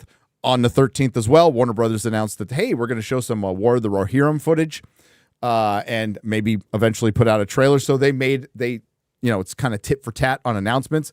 Then Amazon releases the trailer. 1 hour later, Warner Brothers releases a House of the Dragon trailer. It's fucking great. I want more of this. I think, So funny. I love billionaires roasting each other. I love, Elon fucking roasting Iger. Yes. And I want like be in competition because over the reason movie stars are irrelevant now and Hollywood's becoming irrelevant is because you weren't in competition. You were all saying the same fucking thing. Yep. It almost felt like a fortification. Ooh. What's in a weird sort of way, yeah. This is going to be no, I can't. I was trying to think. Fornication wouldn't be fornication. Right. No, that's slightly different, Gary. No, Californication. I was thinking the same thing, Garrett. All right, you ready? Let's go. Yeah, boy. As Yep. Ancient and powerful has returned. That Disa. So is this the goopy shit that was all up in the leaves and yes, stuff? it was the goopy stuff that was in the leaves, and it's supposed to represent darkness and creeping back into the world and degrading the world, basically the Middle Earth, and so it's Amazon. So it's Amazon, exactly. Just put an Amazon logo. It's exactly right what it is. Yeah. So it's supposed to be a representation of it, which is stupid as fuck, by the way. Well, that means that he might be talking about this then, and not even know that Sauron is back, because we don't know if Galadriel even tells him. Well, she didn't tell anybody else. Yeah. Why would she could tell also him? be talking about the Balrog. True. Yeah. Yeah. It will come down to something. If He could be, but the Balrog's not supposed to be around for a long time. That don't matter to That them. won't stop. I know. They don't give a I mean, crap we're about so- what this is lore you're talking about. We're so past the point, like, this is wrong in the lore. Yes, it is. yes, it is, and it will be. Including There's the barrel lights. Balrog. She has returned. You They can got know Adam Driver in this show now. Interested. Oh. Who? Adam Driver, right there. Oh, back there? Oh, okay. I was waiting for There's might be there's discount. Elrond on the left. He's actually holding the fucking sword in this trailer. An extra girl. It's me. Yeah. I had to wear a wig.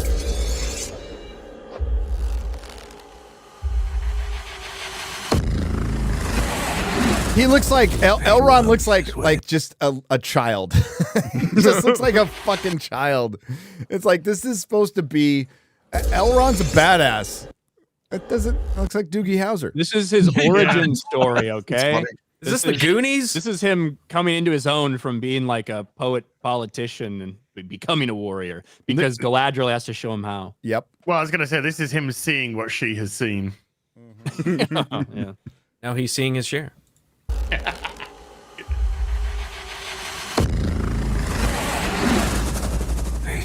The Nas girls. Your mind. The rest of him slithers in. It's kind of sexual. Yeah, right. I think he has been here. I think he's been here among us all along. Oh no. No. No. You don't say. See, if that is about Sauron, that implies that Galadriel never tells them, and they find out on their own. Yeah. That is how evil she is. Like, she literally just keeps it to herself. That almost implies that she didn't realize when we thought she realized in the last season. Oh no, and she she's just realizes. now. No, she realized it. It just makes everything that happens from here on out within the lore of this show is her fault. Well, I thought that from when she brought him back from Numenor, and he's like, I just wanted to grill. And she's like, no, you're coming to war. I was like, but evil things will happen if I go back there. She's like, no, you're going. It's like, okay. Yes, she's the impetus of all of this. So, she is evil. Fucking women. I know, right? What do they say about that? Now, this is presumably a prequel, right? It has to be a prequel. No comment on this. It's It's clear that they're trying. They're trying to like undo it. They're like, okay, the orcs aren't white orcs now. Sauron has some elvish qualities. The wig is horrible. Yeah, why would you give someone a wig and then still give them a receding So what do you mean hairline? prequel? You mean this is like, are you saying this is a flashback? Yes. Within the show? It can't be. There's a bit when he's in the tower and he turns it to ice. Well, they've already been to that tower, which was already covered in ice. There is. I mean, that could be a vision. Like, what if that whole thing about the Anatar being recast, or it was actually wrong? What if it actually wasn't? And Here's the problem. You saw the behind the scenes, right? So the behind the scenes clearly shows that it's Anatar coming out of that flamey thing to make it look like the Eye of Sauron. Super subtle, by the way. And it's Charlie him, Vickers. Charlie Vickers. And I think what they're going to do is have him come back as Anatar, and nobody's going to fucking recognize him. It's going to be so stupid. That's the worst. Yes. It's like Superman taking off his glasses. Yes. With that casting when it was announced, my feeling was, one, it could be Anatar, but also it could have been like Sauron before kind of the fall. Like the good version of Sauron who's still brown, right? Before he comes and it turns into a white man and is evil. Like that's kind of that's what I think a good guy in the last when they announced that. Oh, that'd be so leaked. funny. So I'm just saying, don't be surprised. I wouldn't be surprised by anything from the series at all. But the way it looks, because that looks like a Region right there. So it looks like he's there, and it's going to lead up to the battle, the sack, which lasts a long time. But this is, of course, the Rings of Power, so it'll probably happen in an afternoon. I mean, because they created Mordor in an afternoon. You know? Mordor. Why not have a battle that lasts years just happen in a couple hours? You know, why not? But that's what I suspect, especially when they have the elves come up to him at the end. We'll get to and then there's the voiceover, which is clearly different from Morfydd Clark's Guy Ladriel saying, "It's Sauron." It's like, no shit, bitch. It's a Sauron. Where you been? Where you been? I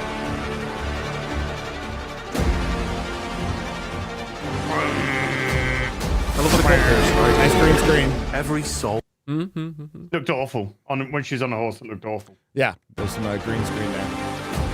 Oh no! Yeah. The horse doesn't make her happy anymore. That's a good Their wig screenshot. sliding off. Yeah. Oh yeah. Stop letting this woman ride horses. Stop with the close-ups while she's the riding close-ups horses. on her face whenever she rides a horse. It's either this or it looks like she's trying to have an orgasm and can't. This On is Morfydd's side, like stop doing this to her. This is Jodie Whittaker, part 2. I'm gonna get so many good thumbnails out of this. Every soul in Middle Earth is in peril. Go back real quick. So you remember the evil Queen Disa? Go back to Durin the Third looking through a hole. Remember what does that make you think of? That clip is available. Stumbled upon on Nerdrotic. Disa. No, the whole sex scene between Durin the Fourth and Elrond that we were dying laughing at. That might be the same hole. That he's looking for. Durin's son, I've Durin's come to check. hole. Oh my god! You just look horrified by what you say. Your elf friend has to leave. He is banished. Banished, yeah. In peril.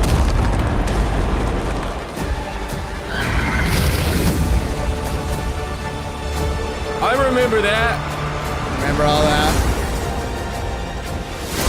There's Kieran. It's a really ugly ring, by the way. Oh, flippies. Yeah, looks like a Kinder Surprise.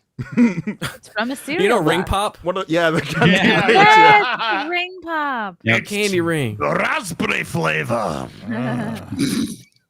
Blue raspberry. That's blueberry. Come on. Blue, yeah, You colorblind? raspberry. No, raspberry's blue in our when we have a raspberry drink. You have an here. upside down country. Okay. Yeah. Yeah, it's blue waffle flavor. Oh. No. Why did they fire him out of a cannon? A reindeer, my man. A That's Big reindeer. Bird. Like, it doesn't matter how long he's been in chains or enslaved or like gallivanting around. He's always got that fade looking fresh. Yep. Well, it's those Southern Elven barbershops, man. They're really good. He really does like shoot out of this wagon. Yeah. The heck? Shot out of a cannon. He like shatters the entire thing. Yeah. Thank you. I for live leaving here, a dude. Trampoline in there. It's awesome. Whoa. Is that a seal door behind him? Behind him? Yeah. Oh, it that is. seal It door? is. Yeah.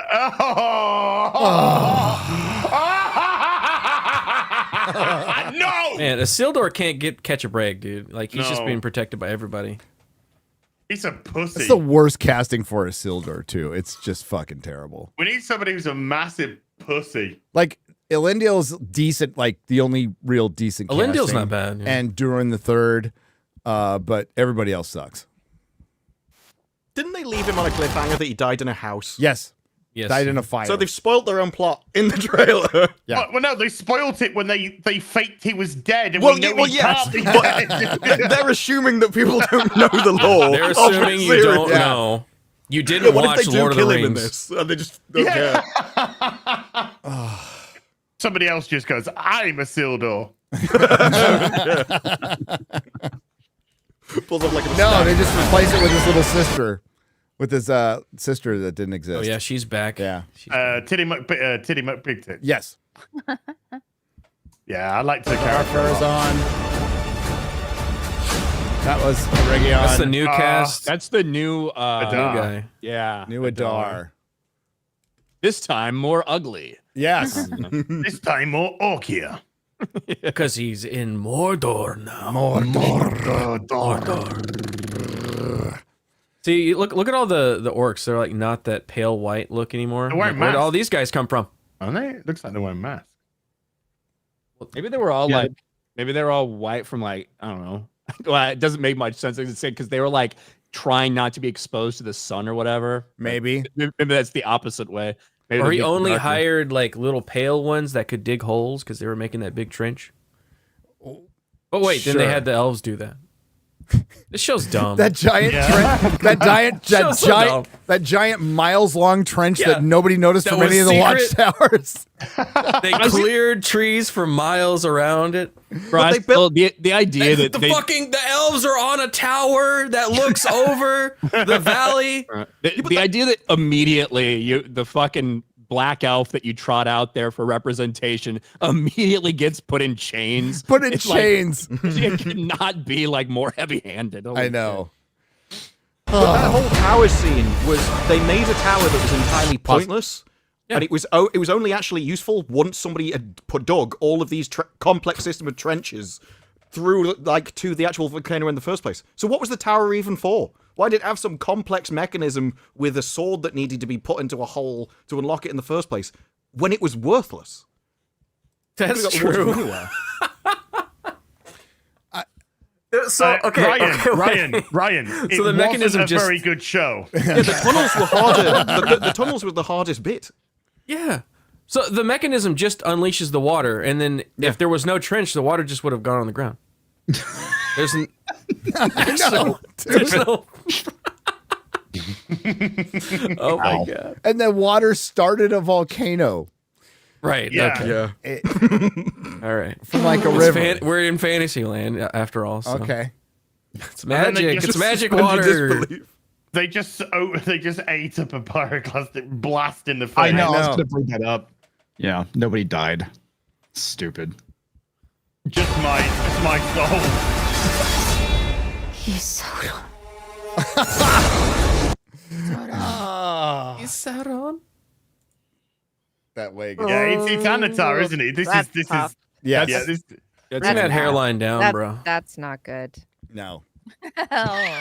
Oof, Jeez, I could put a better wig on. that's tough, man. I've gotten better $20 wigs from Amazon.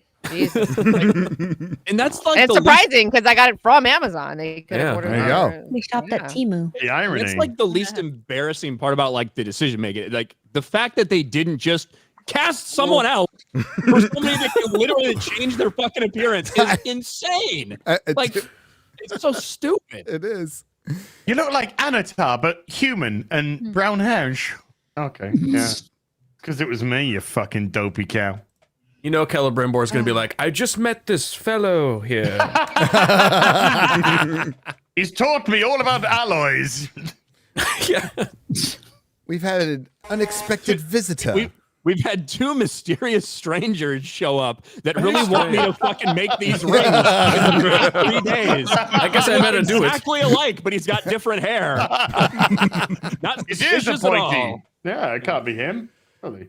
These kids. So He wants to build a banner for me. he looks like he turns the elves on each other here, and then they cut it to Frozen. That's the fortress from season 1, where Guy Ladriel killed an ice troll in under 10 seconds. Yeah, which is why I thought it was all a prequel Was she with a him, bad because bitch? that seems to be how it was created, and then they visited it afterwards in the first season. I really wouldn't not have been surprised if that was the origin story of Banner the. I wouldn't either. He just snapped his fingers, and it was created. By the way, I think these two scenes are different. And a font comes on that just goes. Obviously, yeah. Who is it that is confronting him? So that's Celebrimbor. After, sir, and he's messed up. He's pretty messed up. Why have you done this, sir? Yeah. Wait, what? Things don't end well for Celebrimbor. No, they don't. No. Hate that for him. Yep. Yep. He's so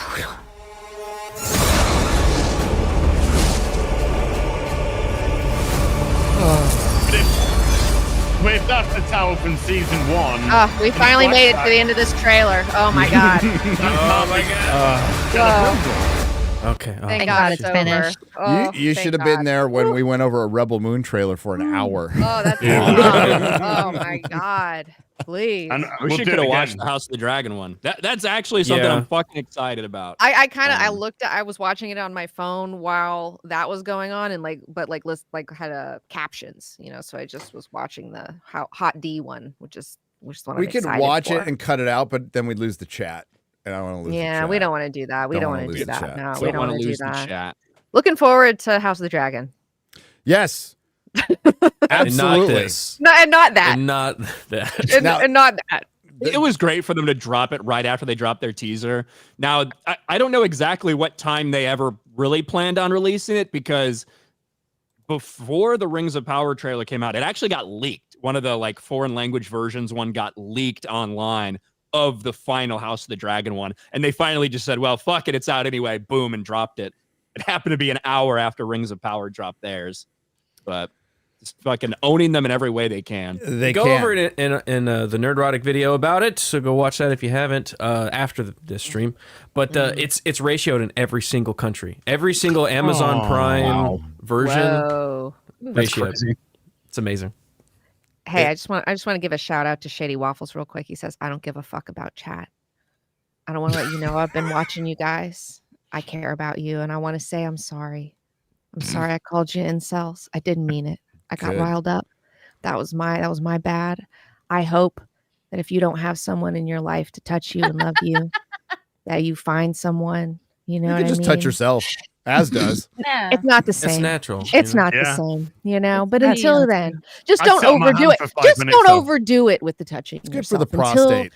Until you find someone. You know what I mean? Yeah, yeah. So I just want to let you know I love you, and thanks for having me.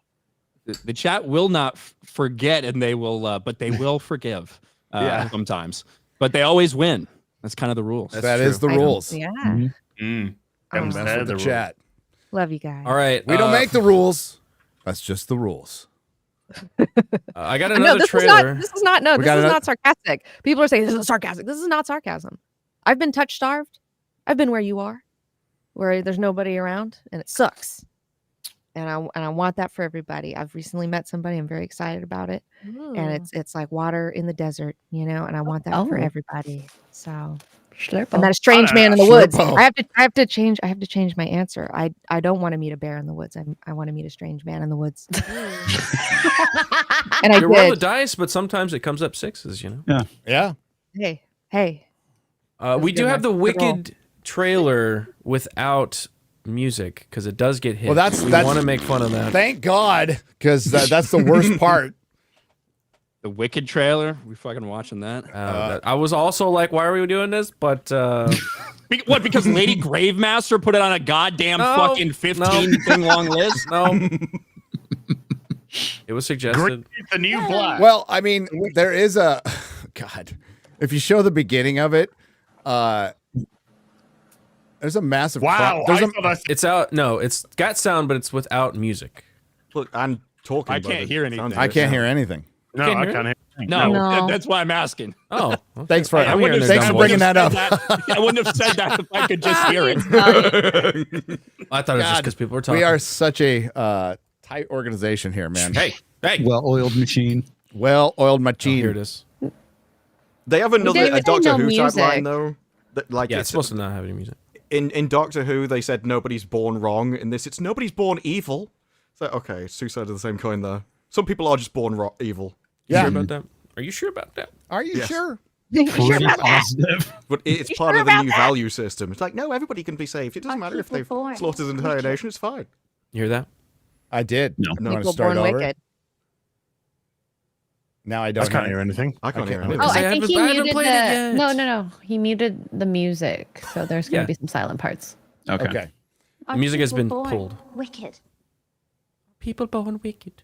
Or do they have wickedness thrust upon them? No, The first one. they don't. The first Stupid one. cow. They're responsible for First their one. own evil choices.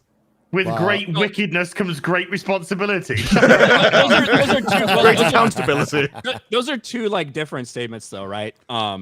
Like, are people born wicked, or do they have wickedness thrust upon them? There's a third option, right, where you, as a person, can make decisions, can make evil, wicked decisions, regardless of whether it's thrust upon you or not. Or if it is thrust upon you, you can reject it, right? Right. Well, here's an interesting thing that I was watching about serial killers, and there is a serial killer gene they found, but that if someone with this gene is born into a family that's loving and kind, that gene doesn't get turned on, and they're okay. I mean, they'll be a little weird, but like they're fine. They're not going to go kill people. They'll be into comic books. But if they're born into a home that sucks dare you. and they're abused and things go bad for them, then it gets switched on. Like and then unlocks it. That's it unlocks crazy. it. Yeah. And then So it's a still, little even bit of both. everybody, It's both. and That's then that still lizard even people everybody, thing, man. and then still even everybody that has that, even if you are in those circumstances, and even if it does get triggered, you might not necessarily be a serial killer committing things. You know what I mean? You might be There's like people a that are able to deal with politician it or reject- something, you know? Yeah, you might be a politician. Might be a yeah. politician. But What is CEO of it? a company. Teachers, politicians, lawyers that have Ooh. more doctors, higher percentage of psychopaths get attracted to the jobs. Who's Also, answering they're- yes, I'm a Oh, of psychopath? course. They're more likely to have very light blue eyes. There've been studies. Oh, Like cool. The light green blue color. Hi, Az. Hi. Mine? Like mine? Yeah. Hi, same here. Danica. Yes. do you just mean there's a higher percentage of white people that do those things? So they have to like what do you Perhaps. mean? I mean, higher percentage of white people that are serial killers. This is true. Yep. That is true. That's because all the black ones get caught really quick. Whoa. They don't have a chance to continue their work. We need to bring equality to serial killers. Actually, I think there's a guy in South America who's supposed to have the highest kill count, though. There's a South American serial killer that's like supposed to be the number one dude. Potentially. Nobody knows for Dan sure. Vasque. That's a different kind of That's body why he count. doesn't release many videos. He's busy. Oh yes, that's right. Maybe that wasn't a whalebone. Oh my god, yeah. Just saying. He's showing it off and that's how serial Are killers we do. trying to They put do this like off to as film long them. as well? I would say let's get through this. I'm sure Oh it's my gonna God, be. yeah, let's- I'm sure it's gonna be so much better without the music though. It's 3.5 minutes long. Let's just play it. Jesus, yeah, we don't have to play all 3.5. There it is. feels- The chat was like going nuts last time we were doing like. Oh, "What the man. fuck?" Dan Snyder's like, oh, I totally didn't even that's the notice shot that. for me. Bro, this I feels was like, like oh, an, she's doing Wait, she's this an adult. cool. this feels like an AI made trailer because of like you just hear the talking. really like, does. Complete silence. Yeah, holy shit. That shows you how important music is. Not that it helps this one a lot, but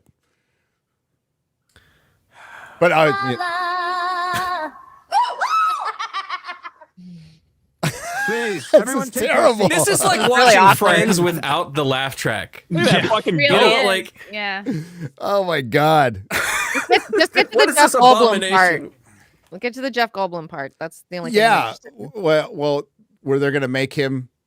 Well, I saw the play. Sorry, spoilers. I'm married. I saw the play. Whatever. The girls were hot.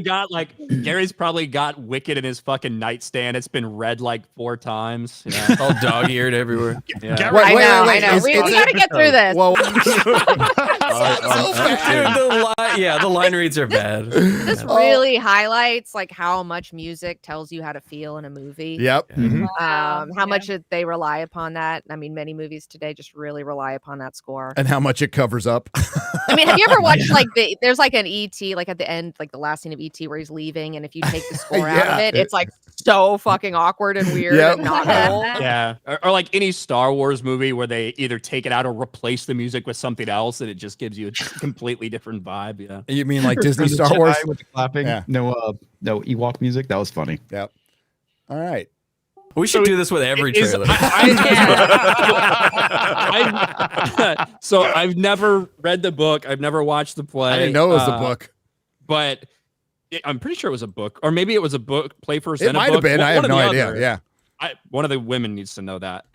But I think that is the entire premise that Glinda the Good Witch is actually responsible for the Wicked Witch. Is that what the point is? Yeah. Go ahead. Oh, okay. We don't need muted. It looked kind of like the Hunger Games, like the Capitol people a little bit. Oh yeah, that look, totally. Look about Totally. Blair. Even a story, though, it seems to be, well, she was good, but then people thought she was evil, so she just started acting evil by the time we saw her. It's like, that's not an excuse. Well, right, exactly. It's like, you made me evil. It's your fault. This is part 1, by the way, right? That's just because you thought they were a murderer. Why is everything a part 1 and part 2? Well, this. Make it stop. Yeah, I'm done. I can be done let's stop. with this. Oh, I thank can God. be done. Ooh. Wow. Why did we do that? I should make you all watch it. That's why I fucking asked why we were watching that from the beginning. And you were like, oh, I got a suggestion, I got advice. Fuck that. Why do we even look at that shit? Okay. Let's watch the gay animals instead. Now just something less gay.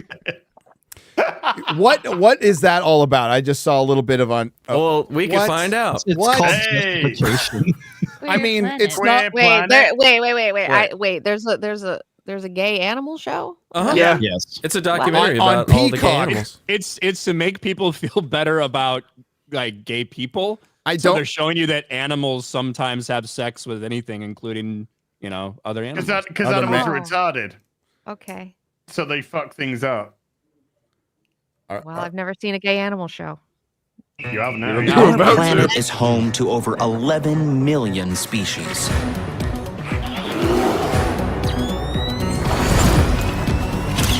Wait.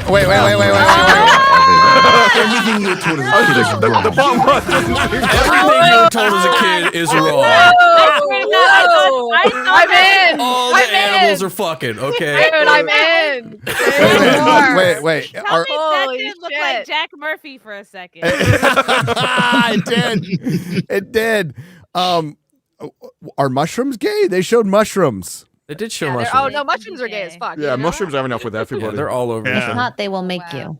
They're They go with whores. anything. Well, Wait till you get get in to anyone's mouth. wait till you get to the part of Clarkson's farm when he starts growing the mushrooms and he sells them as space penises.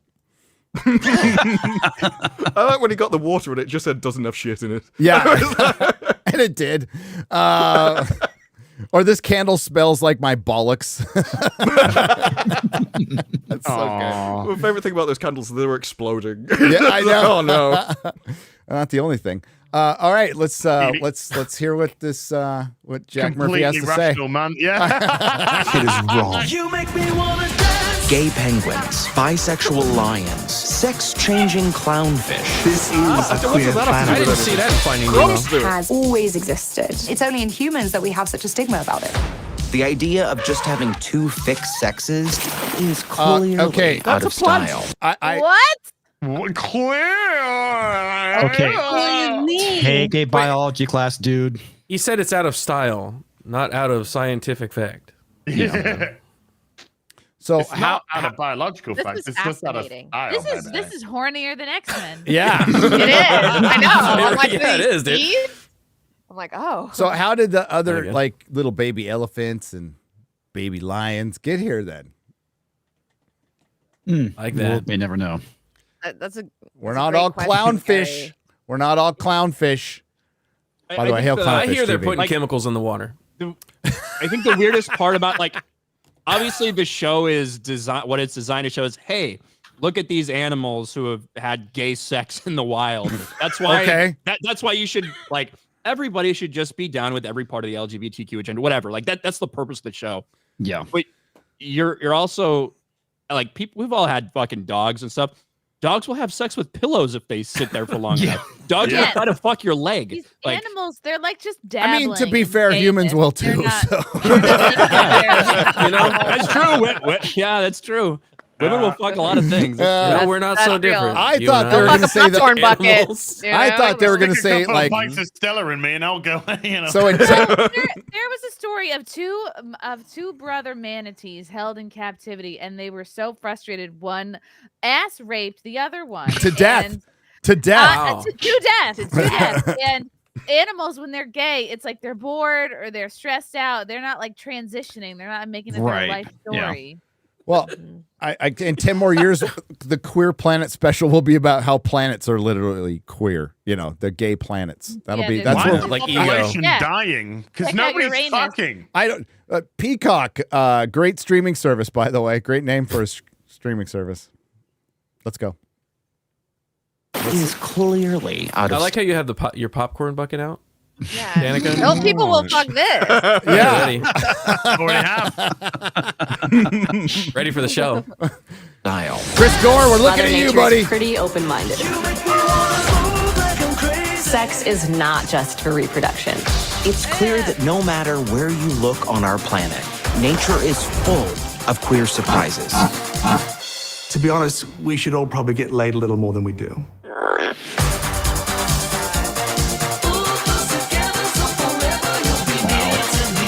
The standard argument is, well, if a plant does it, you should I do. hope they talk about the manatees in this show.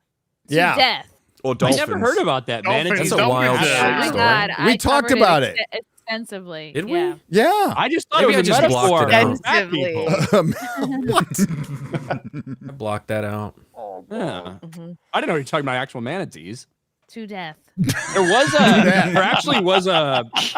this crazy story. A former Chicago Bears football player got found dead in a hotel room. Oh, yeah. Yeah. Well, It was that's actually because he like hired a male prostitute to just fuck him in the ass, and he like ruptured his colon. Oh, no. Yeah, he killed. He literally got fucked to death. Oh, no. Yeah.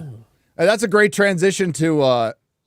Did he? Did he? Was the No. Dune That was a Prophecy. horrible place to pause. Can we watch the Dune coroner- Prophecy trailer? Can we do that? Yeah, Is that on the table? 'Cause Yeah. I haven't seen it, and I really want to watch it. It's going to be tough on this one because it's fucking Warner Brothers. Yeah, it's Oh Brothers. no, we can't do it. Oh. Warner Brothers fucking. They've gotten really aggressive with it the past year. That They- sucks. Yeah, they claim it and destroy it. All right, well, maybe you could help us with it a little bit. So it's 10,000 years before the events of Dune, right? Okay. And Yeah, it's not the origins of the Bene Gesserit, but maybe. Pretty much. Yeah. That's what it is, Well, too. originally that's kind of what I heard was the plan was that it was going to be like Sisterhood of Dune Sisterhood or something, and that it was going to be based off of a Brian Herbert book, which I'm an Orthodox Herbertian. I don't fuck with Brian's books. I'm like here just for Frank. And Yeah. but the thing is, it's like nobody wants to learn about the Bene Gesserit before they were the Bene Gesserit. Like what? Why? That's not interesting. I don't even want to know about that. And I've read all 6 Dune books with the internet. Danica, there's a fucking prequel coming to the fucking Lion King. Yeah. I have no idea. That's the problem with these No prequels, idea. man. I know. And it's like, and if you want to do something like a prequel thing to Dune, do the Butlerian Jihad, where The butt everyone jihad, freaks out. yes. The butt what? The butt what? The I'm a Butlerian jihad. Jihad. Jihad on your butt. Freaking Look robots out for that manatee. and AI and No, but that's where they. an AI story would I be play great right American now. football I for think- Chicago. That's one where they take out the AI, right? The Okay. computers, yeah. Yeah. Like Yeah. there's like a big backlash against technology and computers and thinking machines, and everyone goes nuts, and we get rid of computers. So that is something I would love to see more about. But whatever this is, and now it's Dune Prophecy. There's been a bunch of people leaving the show, like coming on, leaving, like showrunners and different writers, and I just think it's gonna fucking damage their whole brand. Like I just can't imagine that this is gonna be good. But what I assume this is that is probably about the Missionaria Protectiva, where they go and they seed the planets with religious engineering. So maybe that's where they're on Arrakis, maybe, seeding the Lisan al-Gaib thing. I don't know. Maybe it's, I have no idea. But like, this is the same, hey, they're doing House of the Dragon, which technically is a prequel. We also get a Penguin show, a show about the Penguin. from the Batman. Yeah, this Colin year. Farrell penguin. Yeah, As long as Colin he's Farrell's gay, in it. Yeah. Yeah. Like to me, I want to know if like is Denis involved in Dune Prophecy at all? Like as a No. executive, like no, Yeah, not even a producer. Yeah, no. Then I don't and fucking John care Spates about was it. originally going to be working on it too. John Spates was a writer on Dune. Yes. and he left. He And left. it was like, oh no, This is like, not good. like John's gone. Oh no. No, they shelved it for a Fuck. minute, and then I was surprised to hear that they went into production and did it. But they Same. I was like, same. Yeah. What are we doing? I don't know. I mean, You want to play it, or do you want to just we can flip through it? if we're gonna play it, It's we up might to as well you. go back and play the House of the Dragon trailer. Yeah. You know what I mean? Yeah. If we're gonna do that, but you know, I could try to fight it, I guess. So we can play this, and I'll play the House of the Dragon trailer, and I'll Oh, Gary, you're so sweet. try to fight it. Screw you, it. Gary. Like try to pause every few seconds. Okay. Yeah, that's smart. And that'll help me fight it as Is that? Oh, I see. I see why you do that transformative. now. Transformative. Okay. Yeah. I understand. I understand. So we're 10,000 years, and they're not the Bene Gesserit yet. Okay, they're still secret. They're still secret. Bunch of- But they're not because she's just telling us. I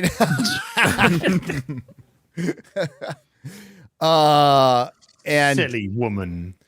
So wait, maybe this is like, oh, there's going to be prophecy of the Kwisatz Haderach. Maybe it's that. Maybe it's like, oh, where the Kwisatz Haderach prophecy came from, because they were like, a man will come, a Messiah. Yeah, who that's will what I lead think us. it's probably going to be about. Okay, you're probably right. Yeah, I still think the Butt Jihad would be a better prequel than Totally. than this. yep. And it's more relevant. It's relevant to today. Way more relevant. We got AI going on. Like, what the fuck? It's right there, bitch. Like, what are we doing? We all know why this got fast tracked. Okay.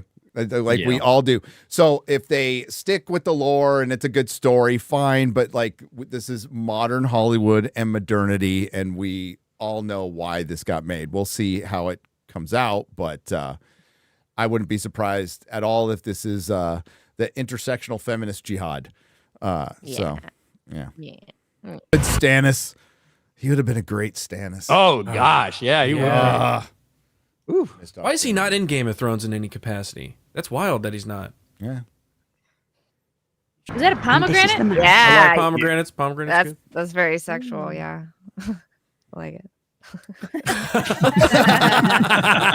I'm down with the pomegranate. Very horny. Yes. What do you want from me?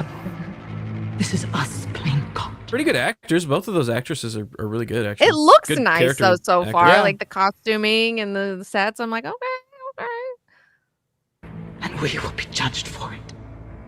It's definitely like not as high budget as the movies, but it's kind of Yeah, it holding looks- its it own looks as a decent. TV show. Yeah. Yeah. I'm It's tough surprised. to tell with what they've shown. Yeah. Everything's That's true. It's practical sets. Hey, I don't I'm think down the with that. trailer like does anything cringe at all. I just Yeah. it's So just far, kinda so there. good. Some boning, Danica. Okay. Yeah. yes. Yes. That's what they're all about, though. That's what the sisterhood does. Right, You yeah. know, like that's how they get in there. You know what I mean? I'm I- surprised I- she you know- wasn't wearing a pink pussy hat in the last screen there. Well, it's interesting. We were talking about the Jesuits earlier, and the Bene Gesserit are a female version of the Jesuits. So there you go. They're Now kinda I wonder based if we're gonna actually have Dune in this show. Arrakis That in the would be- show. right. Well, I mean, Yeah. they have to. I mean, to some degree, because I mean, they're supplying the spice for everybody. Right. It'll be Maybe. mentioned at And least. that's where they seed the prophecy. I mean, Right, we're getting right. a Mad Max movie without Mad Max, so That's true. That's true. That's true. It's a Mad Max saga film.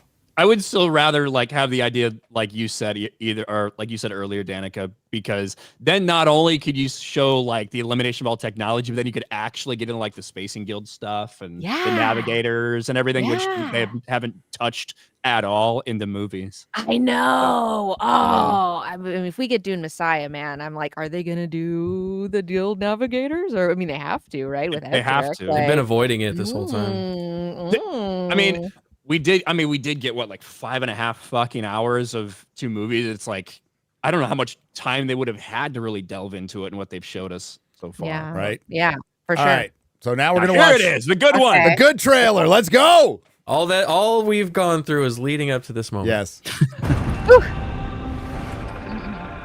What's your favorite Game of Thrones? Targaryen who sits behind. Twister. Storm of Swords. Oh. Mine's Star Wars. Yeah. He's not just a king or a queen. Regan. Regan, start. They are a protector of the realm.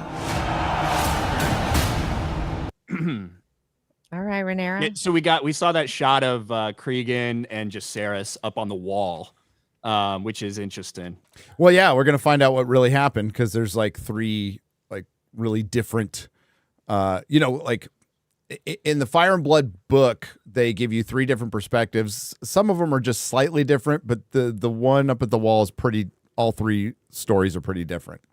Yeah. Bottom line, Cregan and Jace form the Pact of Ice and Fire. Pact of Ice and Fire, yes. Which is a massively big deal for them to get the North on their side. And, historically, the Starks and the Targaryens haven't got along the greatest. So, but yeah, nobody really knows what happened or what happened to convince them to form this pact. So maybe, and there's no record of them going to the wall at all. So maybe, I don't know. Does Jace know? Has Rhaenyra told Jace, her heir, what her father told her when she was the heir? I would guess yes. Yeah. And somewhere along the line, that really important, like the most important detail from House of the Dragon was a huge spoiler for Winds of Winter, which was Aegon the Conqueror's motivation for conquering Westeros was this prophecy of the White Walkers coming, like another long night is coming, and he etched it in the knife that Arya killed the Night King. Oh, fuck, don't you? House of Dune prophecy, fire. Yeah, pretty cool. So, and at some point, it gets either forgotten because of probably during the Blackfire rebellions which would be my guess, or there's a lot of times it was forgotten by the time it got to Game of Thrones. Yes. I mean, like King Aerys going kind of fucking crazy and shit. So, right. And obviously, he didn't have anybody to pass it down to. But yeah, why did he go crazy? If Rhaegar did know, obviously Rhaegar wouldn't have had time to pass it down to anyone and all that. It's all stuff. the incest. That's why he went crazy. Yeah. Well, that doesn't. Or help. it's because, or the better idea is Bran actually tried to fucking do something. Oh yeah, he was sitting up there at the and wall, scrambled his brains.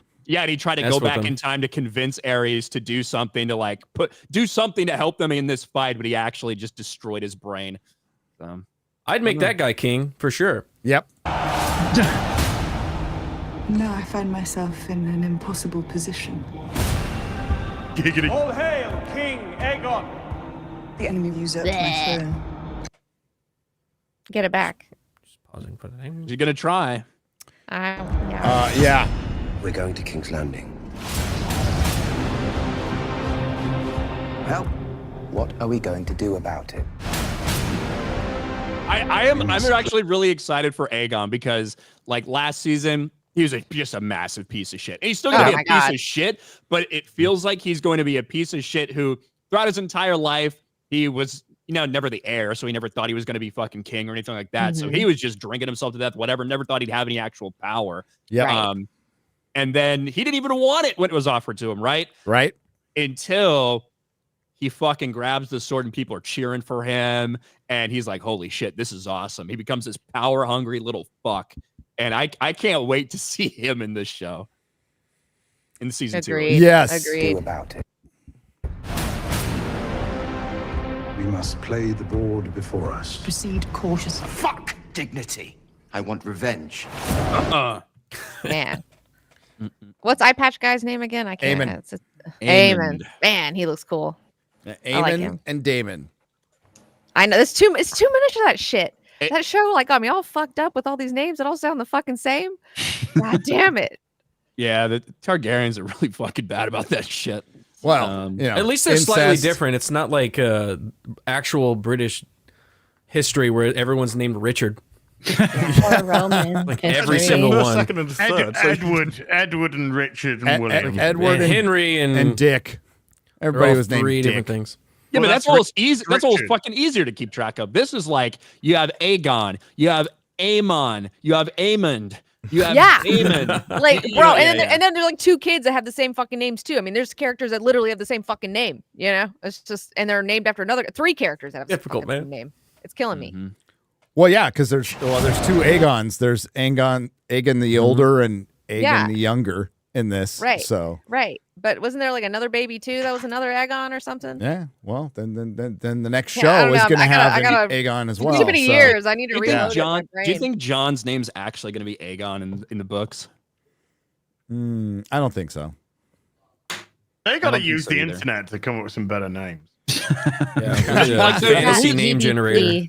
The reason Rhaegar already has a fucking son who is named Aegon, right? He gets his head bashed and killed, but yes, he already has a son. Yeah. While what's her name is pregnant with what child who would go on to be Jon Snow. So I forgot what the theory was, but maybe it's Jaehaerys or not Jaehaerys. Jaehaerys. Jaehaerys. Yes, I thought it was Jaehaerys. Yeah, that's what a lot of people thought. Like Aegon was the show being lame. I thought so. News spreads through the realm. The great houses will come to our side. I did not think they would be so eager to die. Hot. Yes. That's dope. I love dope. him. He makes the show. He does. My ships sail at your command. The realm's only hope is in a leader strong enough to unite it. The Bloodworm. Do you accept me as your queen and ruler? Oof. Oof. Says it with such confidence too. You know what I mean? Yeah. The voice is quaking. She knows the answer to that question. Yep. Yeah. And that's why I hope this is going to continue on the same lines as season 1 or everything. Like, obviously, this is a story at its heart. What we've gotten with season 1, these 2 women who've kind of gotten involved in things have made a lot of fucking mistakes and are about to set off a massive civil war. Like Rhaenyra, she was heir, and there'd be a lot of people who might have rejected that because she was a woman. Her behavior at the end of the day, the fact that she slept around, she had 3 fucking bastards. The heir to the throne, if Rhaenyra takes the throne, would be a fucking bastard. So there's good reason for people to not want her to be the queen, to not want her to be the ruler. Like, people have very valid reasons for rejecting her. But at the same time, you look who's on the other side, you look how all that happened. People also don't think that Aegon should necessarily be the ruler. So to me, that's what makes the show cool, was different ways and reasons to root for and against all these people. Yeah, it's kind of like our real world today. And was this a giant Citadel conspiracy because they didn't want dragons and the Targaryens ruling either? They saw them as the Citadel is evil too, but they're not wrong. They're not. Viserys too, though. I mean, King Viserys fucked it up. He also kind of fucked it up. He was weak. He was too weak. He wasn't meant to be a king. Yeah, he just wanted to be like a dad. He wanted to be a dad. Yeah, but but he's just he wasn't cut out for the king business. Well, the line of things that had to happen for Viserys to become king were literally all of Jaehaerys' children fucking died, right? Like all 10 of them or whatever. Like the under guy who had been circumstances. Some of them under suspicious circumstances. Yeah.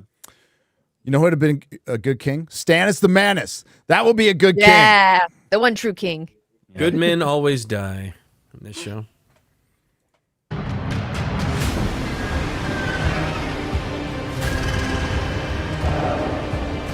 The Aegon on Sunfire. Yep. Shall never prevail. Not like this. Allison started something she can't fucking control. I know. That's what's going on here. Yep. He's got a Bully Maguire kind of vibe about him. I like that, you know? You gonna cry? Here's dirt in your eye.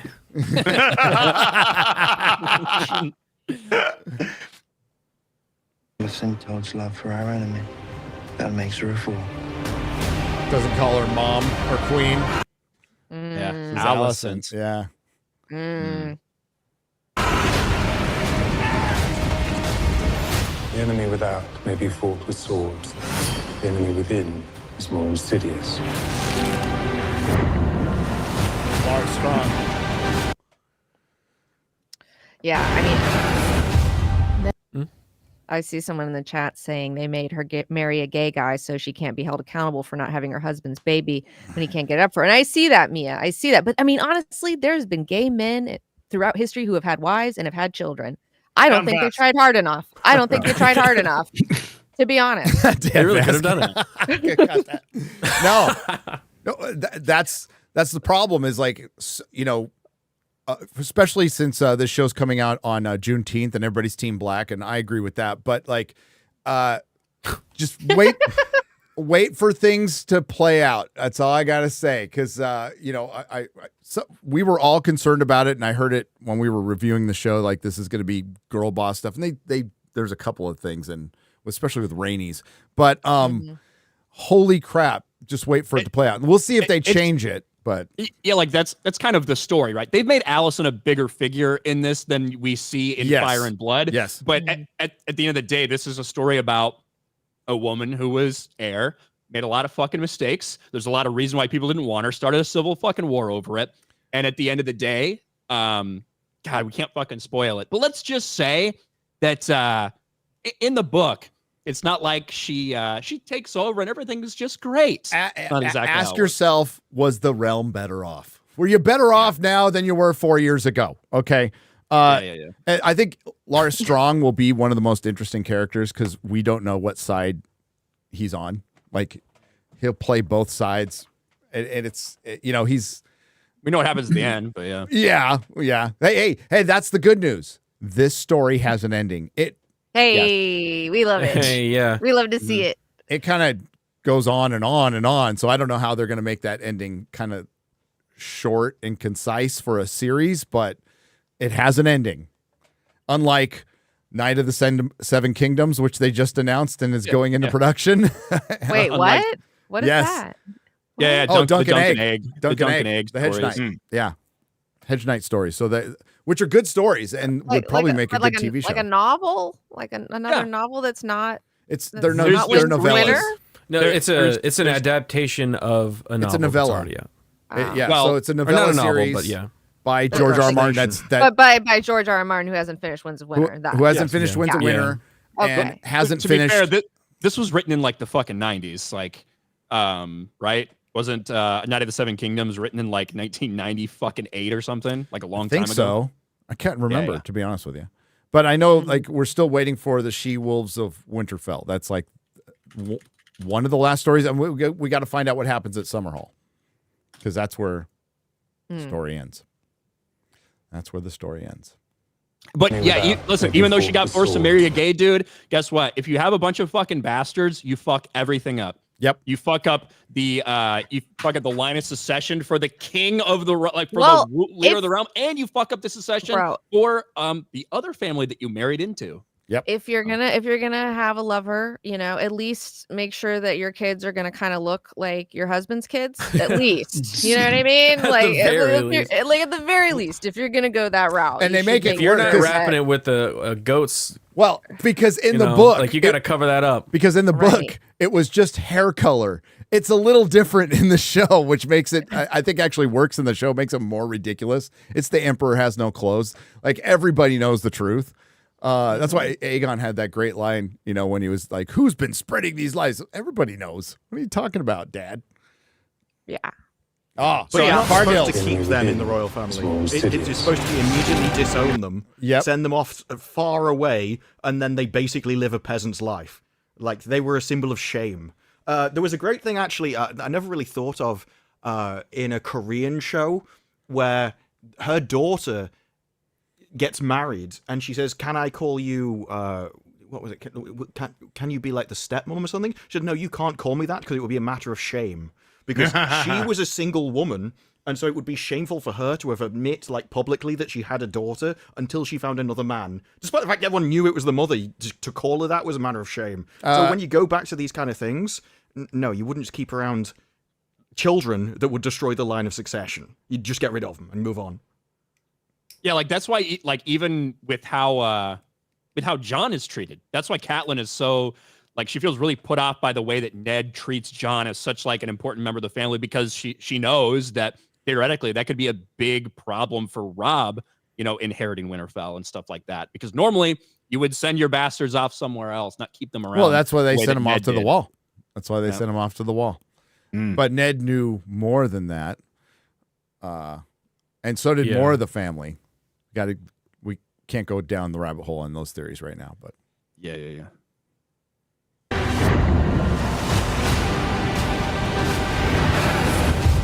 There is more than one way to fight a war.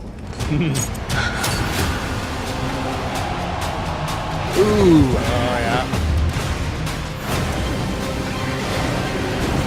A lot of this story is written as kind of foreshadowing for what happens in A Song of Ice and Fire, by the way.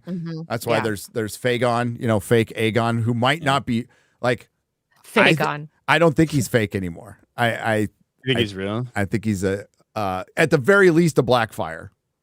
Well, I think that's true. Yeah. I don't think he's I don't think he's Targaryen, but Blackfire is either almost foreshadowing. Targaryen. It's either foreshadowing or George R.R. Martin literally just writes the same 4 stories over and over again. Maybe. That could also be it. I am open to that.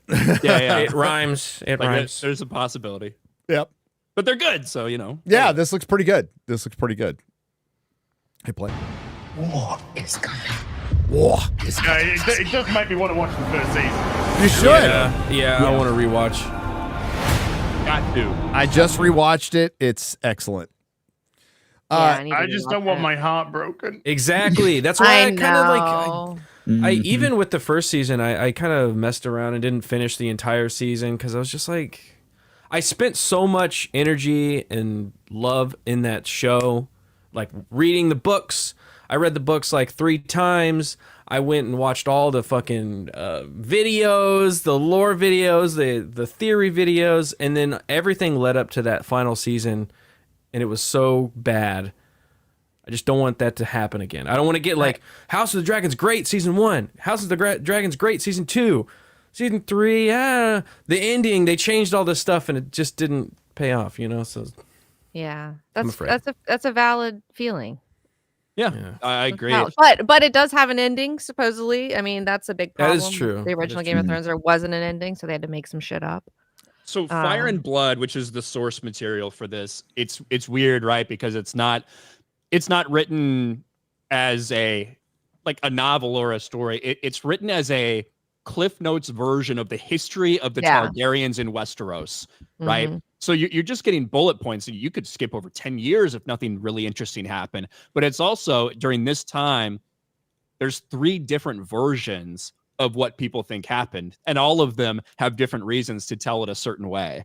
So there's a lot of wiggle, like nobody knows exactly what happened in some of these certain situations. And we found out some of those things, like with Lucerys and Aemond and the fight that happens and what happens with Vhagar at the end of season 1.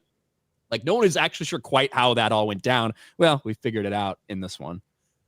So, there's a lot of wiggle room for things like that they can still surprise and do interesting things while still having a framework that you kind of have to go through. As you said, Alicent isn't like she in the book. She disappears from the story for most of the battles and stuff. So they're gonna just add that in. But this is supposed to be the definitive version. That's why George is completely involved in this and not finishing wins a winner ever. It ain't gonna happen. I do think that like the show sucking so bad, like the ending, it just took all the wind out of his sails, and he's just like, I can't do this. I just think he's a lazy fucker. I think that he. What I've thought for a while is that with the way it ended and with how much hate people had for it, all the blame got put on Dan and Dave, and everyone's like, I'm sure when George finishes the story, it's going to be so much better. Even if some of the same things happen, it's going to be done so much better. And I feel like that puts such an immense amount of pressure on him. Yeah. And I think he honestly, at this point, he feels like his legacy would be better off if he never fucking finished it than if he didn't give people the ending they wanted. Yeah. That's how I feel. He feels. I think in his head, he has rationalized that he will be able to finish this. And this is just the way he writes. But if you go back and look at how quickly he wrote the first 3 books compared to now, and remember that Dance with Dragons and A Feast for Crows were one book that was split into 2. The second one was supposed to come out a year later, and it came out 5 years later. I think 5 or 6. Yeah. Yeah. It's 4,000. I'll check real quick.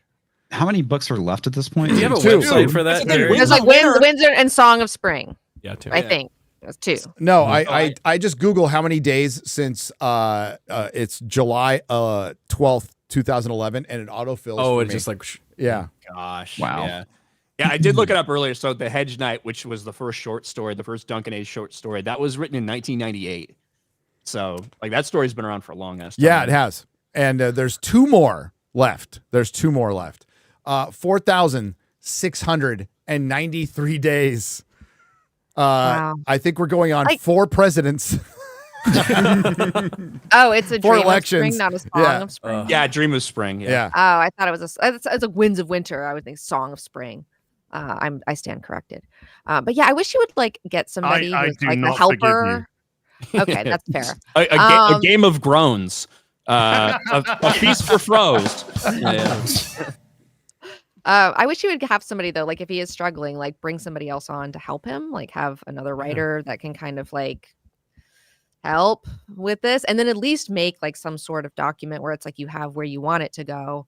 And then, you know, maybe if he passes away, because he is older, somebody was saying he's 79 or something. And he's out of shape. He's fat as shit. He hasn't healthy. taken care of himself. Yeah. And so, you know, but I would like him to create some sort of document where he kind of has the bullet points of what he wants to do and maybe find somebody who can come in that he trusts to tell the story.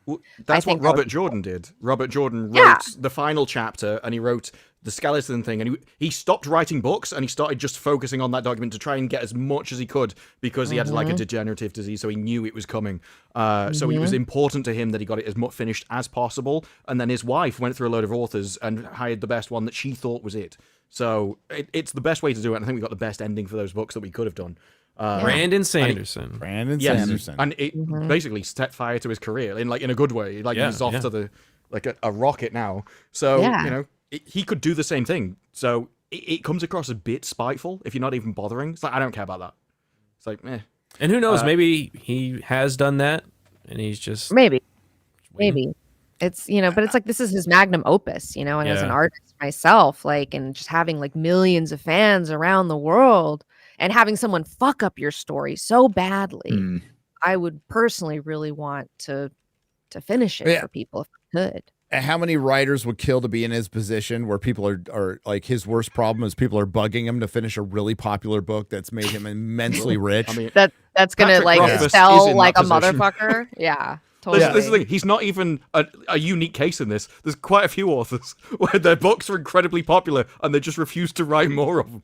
Yeah, well, maybe they're just afraid of finishing those too. Like, I don't feel like I can do it. Like, it's I have too much expectation on me now, and I just don't feel like well, it's not how you start; it's how you finish, right? Yeah, ladies. Yeah. So, that's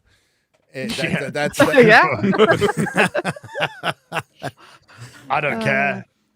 Okay, so I'm done. Jeffrey Draws Comics says you want George to do this, but Frank Herbert for doing the same thing. He did not really he didn't do that in particular. He was planning on writing Dune 7, and he had an outline on a disc, and that disc was found, but he didn't have it because he hired somebody else, and he had talked to Brian, his son, about it. It wasn't like that. That was found, and Brian decided to go forward. But I also believe that I would love to see them release the Dune 7 notes, because I don't believe that what Brian did with it is what was in those fucking notes, because I'll eat my goddamn hat if Frank Herbert came up with some omnious fucking character, AI character who comes back from the Empire. Like, that shit's so dumb and Terminator bullshit. Like, Frank Herbert would never.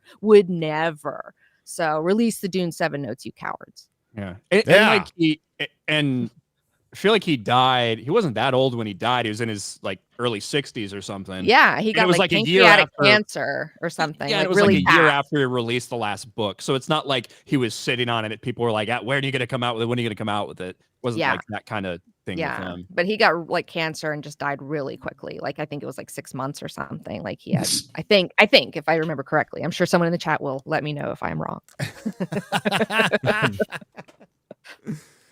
Oh, shall we do soups? I should probably be ready. Hey, before you do that, let's do plushies. Plushies, last day. Last day. Link in the description.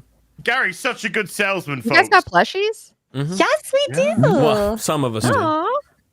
Well, some. This is a real BBC question. I've spoken to Dylan, QBG. Oh, hey, really? Yay! Yay! Look at it. It's so cute. Ian, Chrissy. Mahler. Last day. Awesome. Last day. Gary. Myself. You look too mean, X-ray girl. I know. I don't make that face very often. If you do, watch out. What is Mark I'm not seen that saying face? anything. Yeah. Yeah. You got it. You got it. Wow. Why you gotta give boy shade? Yeah, That's the drive it home face right there. It's like That's we the can't finish. reach the- That's when you're finishing. I'm thinking like, hey, we can't reach the lube. Let's see if we can try it anyway. Like, Oh, Ryan. That's awful. Oh, you just made the most Asian noise ever right there. Plushies. You know what? Monday, I get the paperwork. So I talked about it on the Nooner. We're going to be dual streaming on Rumble again. right? Starting. A lot of people have been asking for that. Yeah, every week. I don't know when it starts yet. We have to work that out right now, but we're going to have a bonus hour of FNT on Rumble only. So we'll still do the normal show here, and then we'll give you a bonus hour where we'll talk about stuff we couldn't talk about here. Especially since YouTube's been demonetizing the hell out of live streams lately. They've just gone on the rampage. Yeah, it's been crazy. Really? Pretty bad. So Dude. it's election season. Yeah. Not surprising. There. Okay. There you go. Yeah, But so we're gonna have a bonus hour of FNT on Rumble. We'll be dual streaming on Rumble again, probably about a month. I don't know the exact date. We're also gonna get there's gonna be the Nerdrotic Nooner returns on Monday for Rumble exclusive, and then Forbidden Frontier, which has been getting hit with demonetization every show, and we just talk about weird shit. Is gonna aliens and stuff. Gonna go over to Rumble. What are they citing a reason why you're being demonetized? They're starting to. So that's one of the new things. They're like it's not on everyone.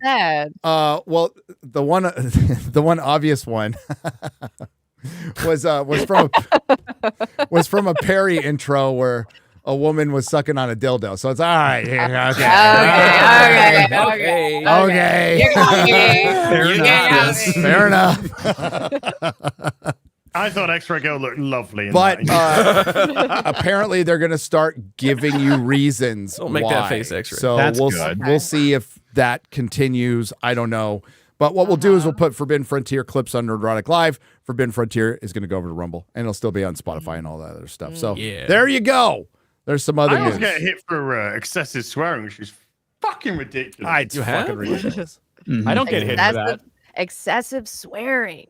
I usually don't get hit for that. YouTube is just a bunch of fucking asshole wankers. They're locking. Totally don't know why they do that to you. Ridiculous. Fucked if I know. The master of God, that's so funny.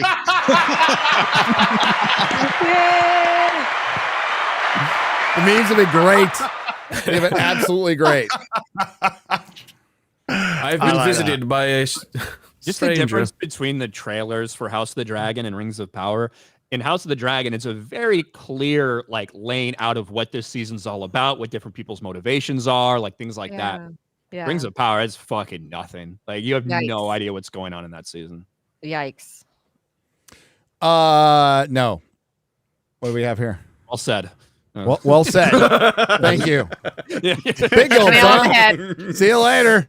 Yeah. That's actually.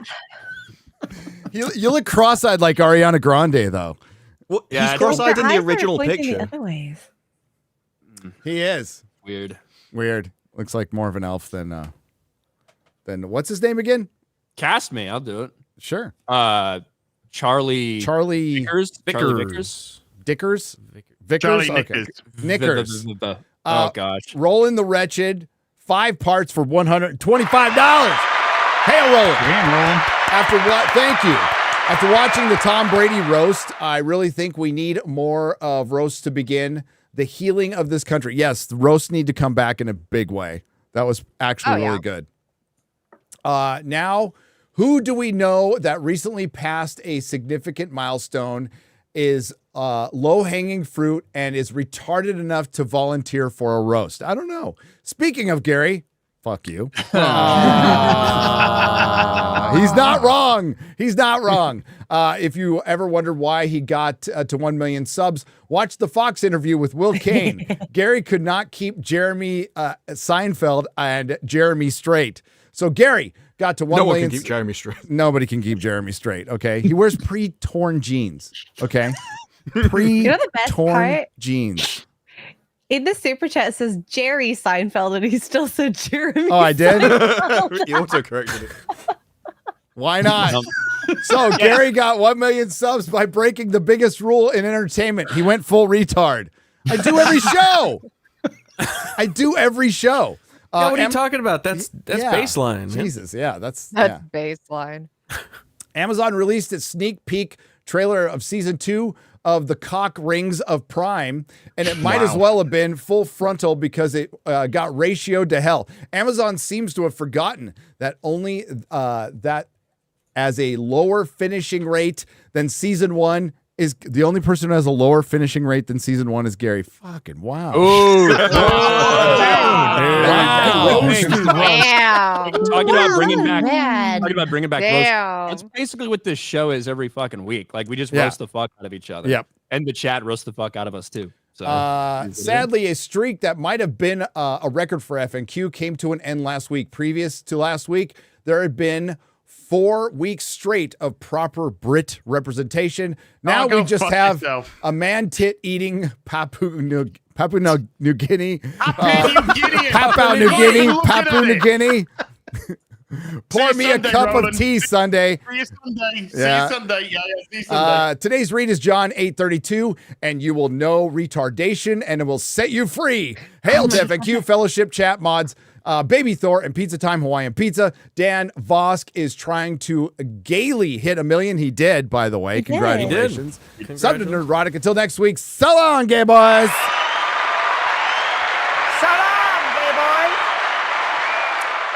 ARG, another name for $50. Thank you very much. 50.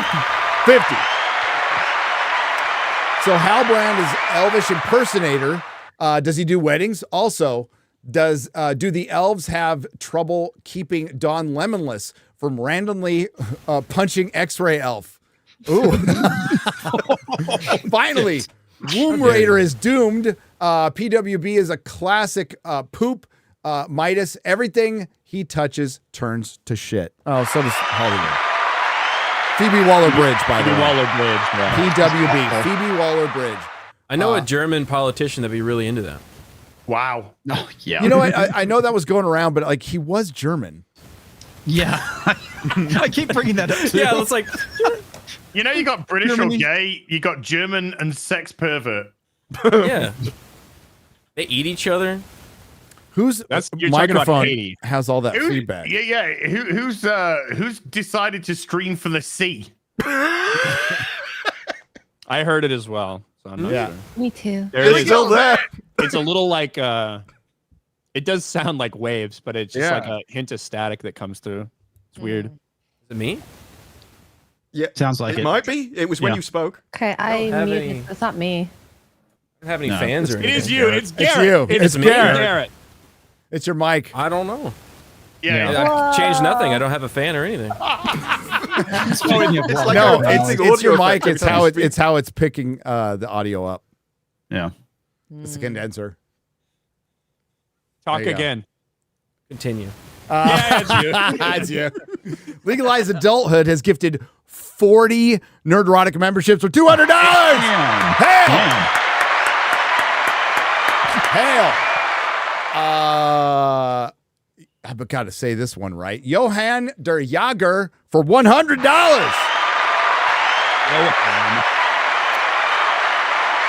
You never know how I'm going to pronounce stuff, Ryan. You just don't. Congratulations on pronouncing my name right, Gary. Anyways, I'm off this Friday for once and thought I'd send some tithis to the fellowship. Hail! You guys are all awesome. As never stop being. Tithes? It says, I don't know what this is. What the fucking tithes? What's a fucking tithe? I thought it was going to say. Tithe is a tenth of. Church. For a lot of our audience that goes to church every Sunday and things like that, they're probably familiar with what a tithe is. Oh, I'm sorry. I haven't been to church since I was 13. So, UBG, you're still in the fucking sea. What the hell? Dude, I'd change nothing. It's got to be StreamYards. I hate StreamYards. If you turn the camera off, that'll help. There's a microphone.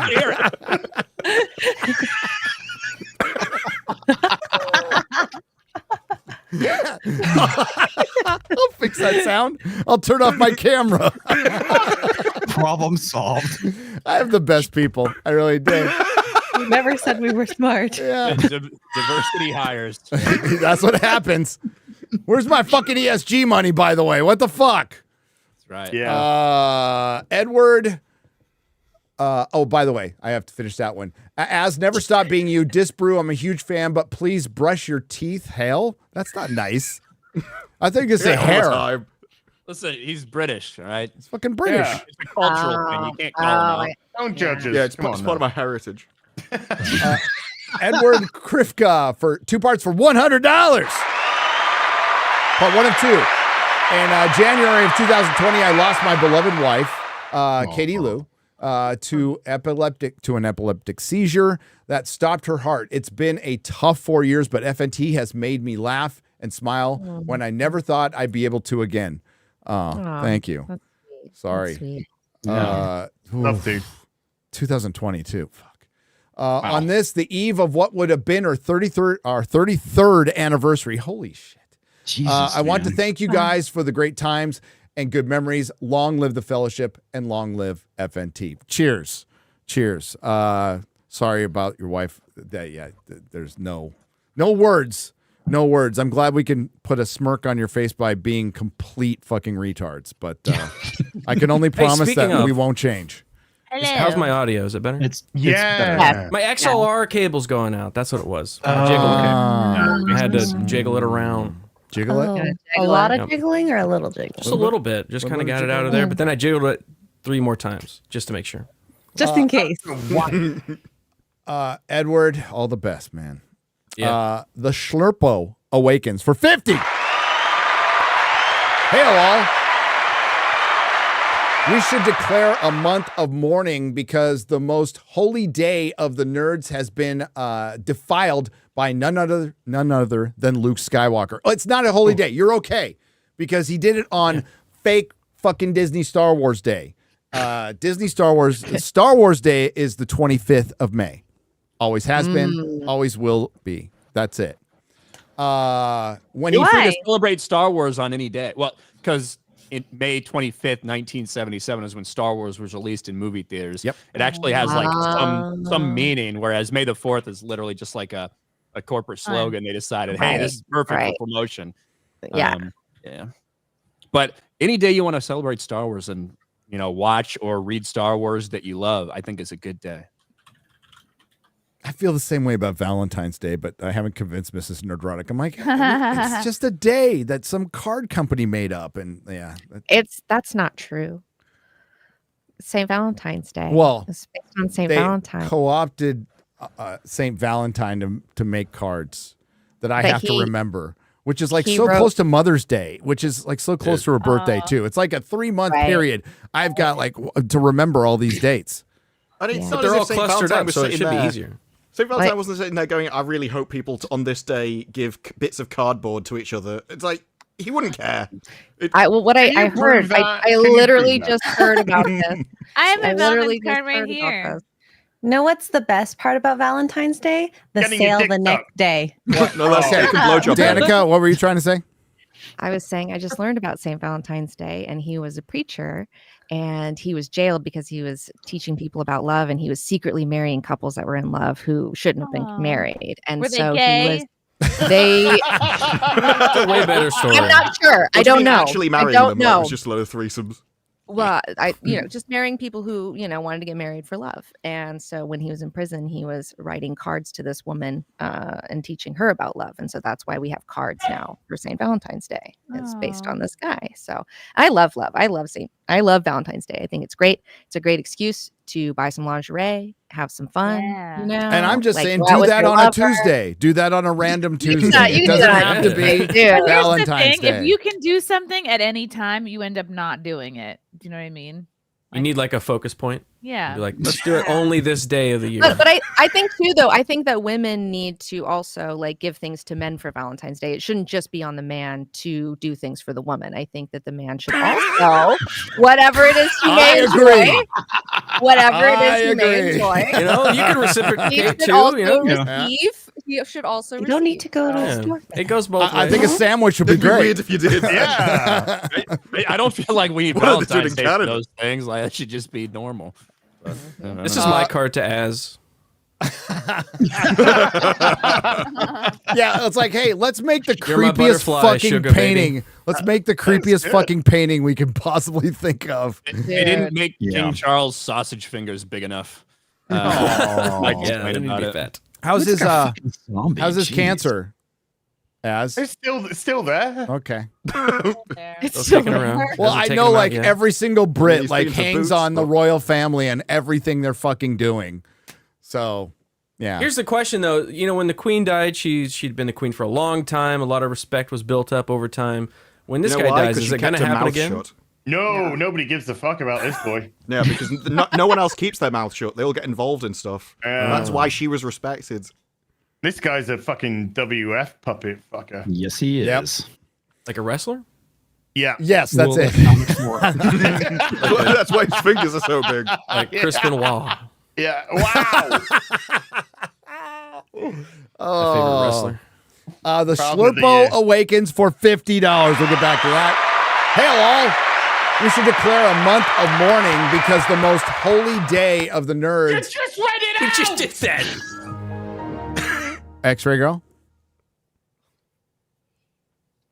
Gary, Wait, is it her fault? In defense Oh, of it's your X-Ray fault. Girl here, did you not remember the thing you did? I don't remember 5 minutes ago. Hey, he's She's in supposed- host she's- mode. He's just reading, you know? Yeah, she's supposed to like make it red or something on there after he reads it, right? Black. Black. There you go. X-Ray Girl, I just read this one. Next one. I don't remember. You're like, what's his name from Anchorman? An auto cue. I never I watched know. that. I never said I wasn't. On you, Seattle. Go fuck yourself, San Diego. Make it easy for Gary on the Streamlabs side for 50.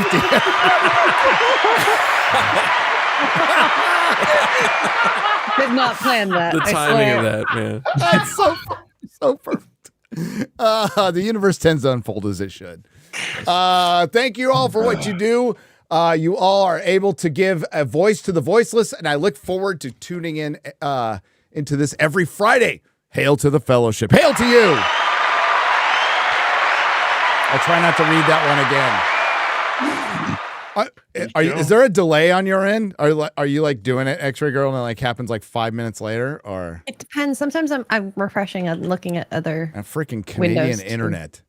It's all Well, weird. it doesn't look like she's in North Korea today, at Well, least. maybe when enough people kill themselves in your country, they can afford fiber. It's not I don't know. calling it killing themselves. It's Real made. bandwidth. It's healthcare. Yeah. No, it's caring for the health of people. Yeah. You got a cold? You can kill yourself. Euthanasia. Dude, the MAID acronym, clean it up the fucking riffraff. Yeah. Very much, yeah. Jesus. BMCCB for $99.99. Thank you.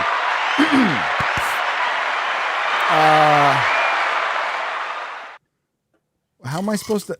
No shitter. I found Gary's channel off recommendations from a history of the X-Men video. How the algorithm hath changed. Yeah. Well, maybe because she's been on the show before. I'm seeing all kinds of crazy shit in my recommendations now, and some of it's cool, and some of it's like, what? But I'm getting a lot of videos with like 20 views and stuff. Yeah, Yeah, so am I. yeah. So am I. Weird. Well, I am too, but it's all like related to other shit I've watched, so that kind Yeah, of makes somewhat. Yeah, it is for me too. Which isn't a bad thing. It's good to get No. smaller channels out. Good. Yeah. Every once in a while, I'll find a channel. I'm like, damn, this is actually a really good channel. Disparu. Oh, I was like, apparently holy you shit, why actually- does this guy not have more subs? And now he does. Apparently, you actually didn't finish reading the super chat. That was actually Lady Gravemasters. What?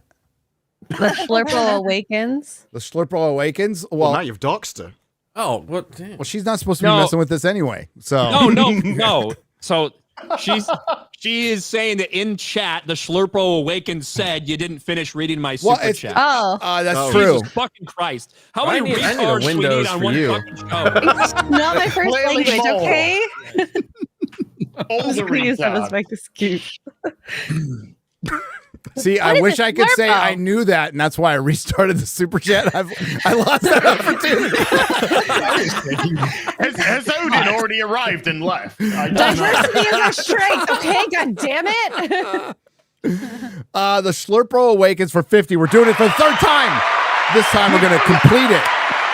Get it right. Those who try the most fail the most. Ask Az. Hail all.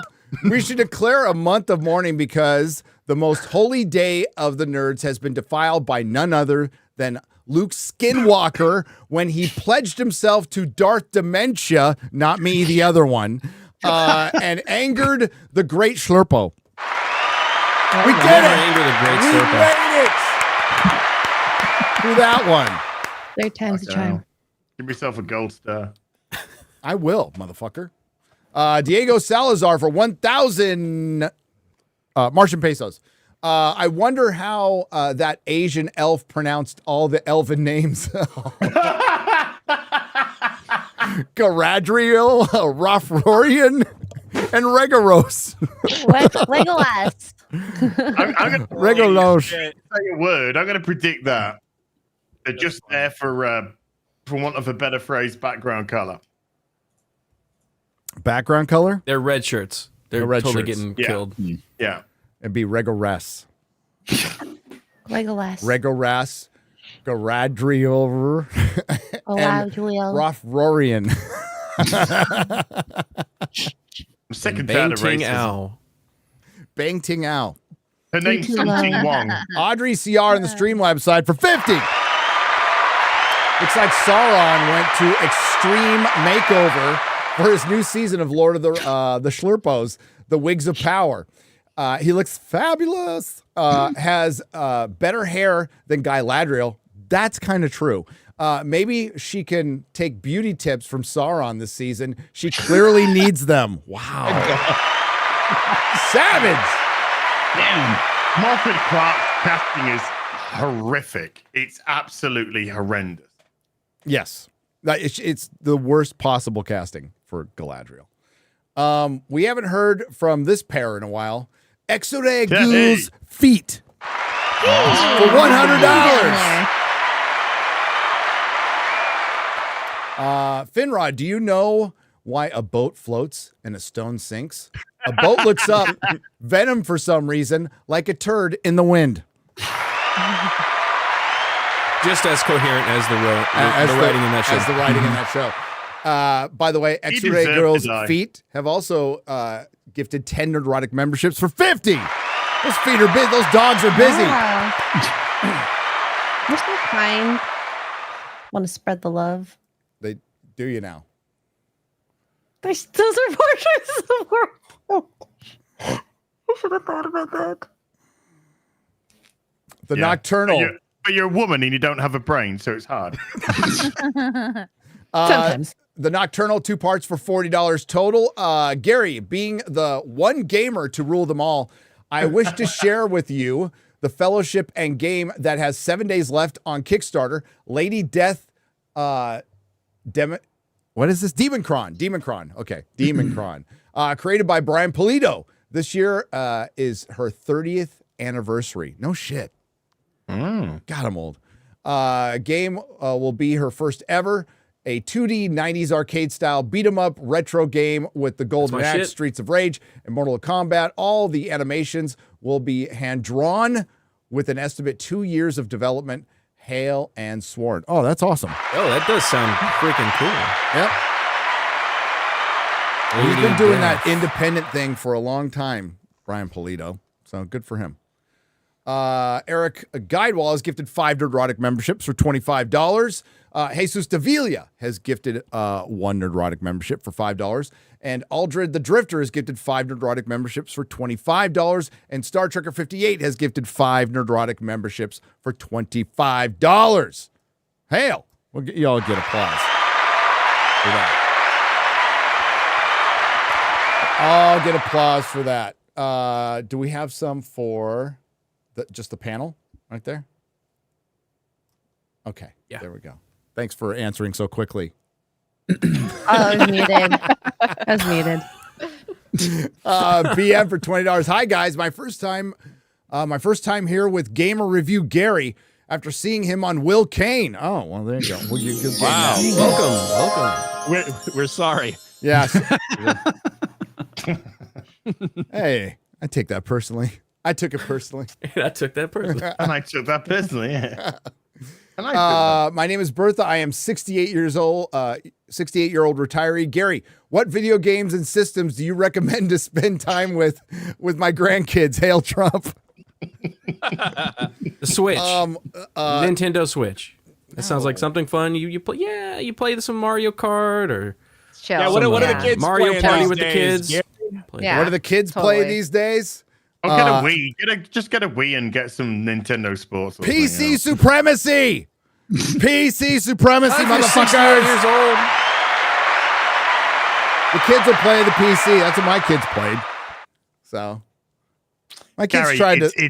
He's playing it's with PC the kids. Master Race. Master not race, supremacy. white supremacy.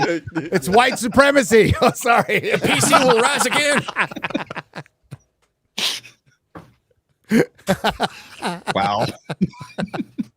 You're getting gaming and racism confused. Just walk in. What are you, Just walk Kotaku? into a Modern Warfare player. GameStop. Just walk into a GameStop. Find somebody. Just say, "I'm looking for that new Nintendo."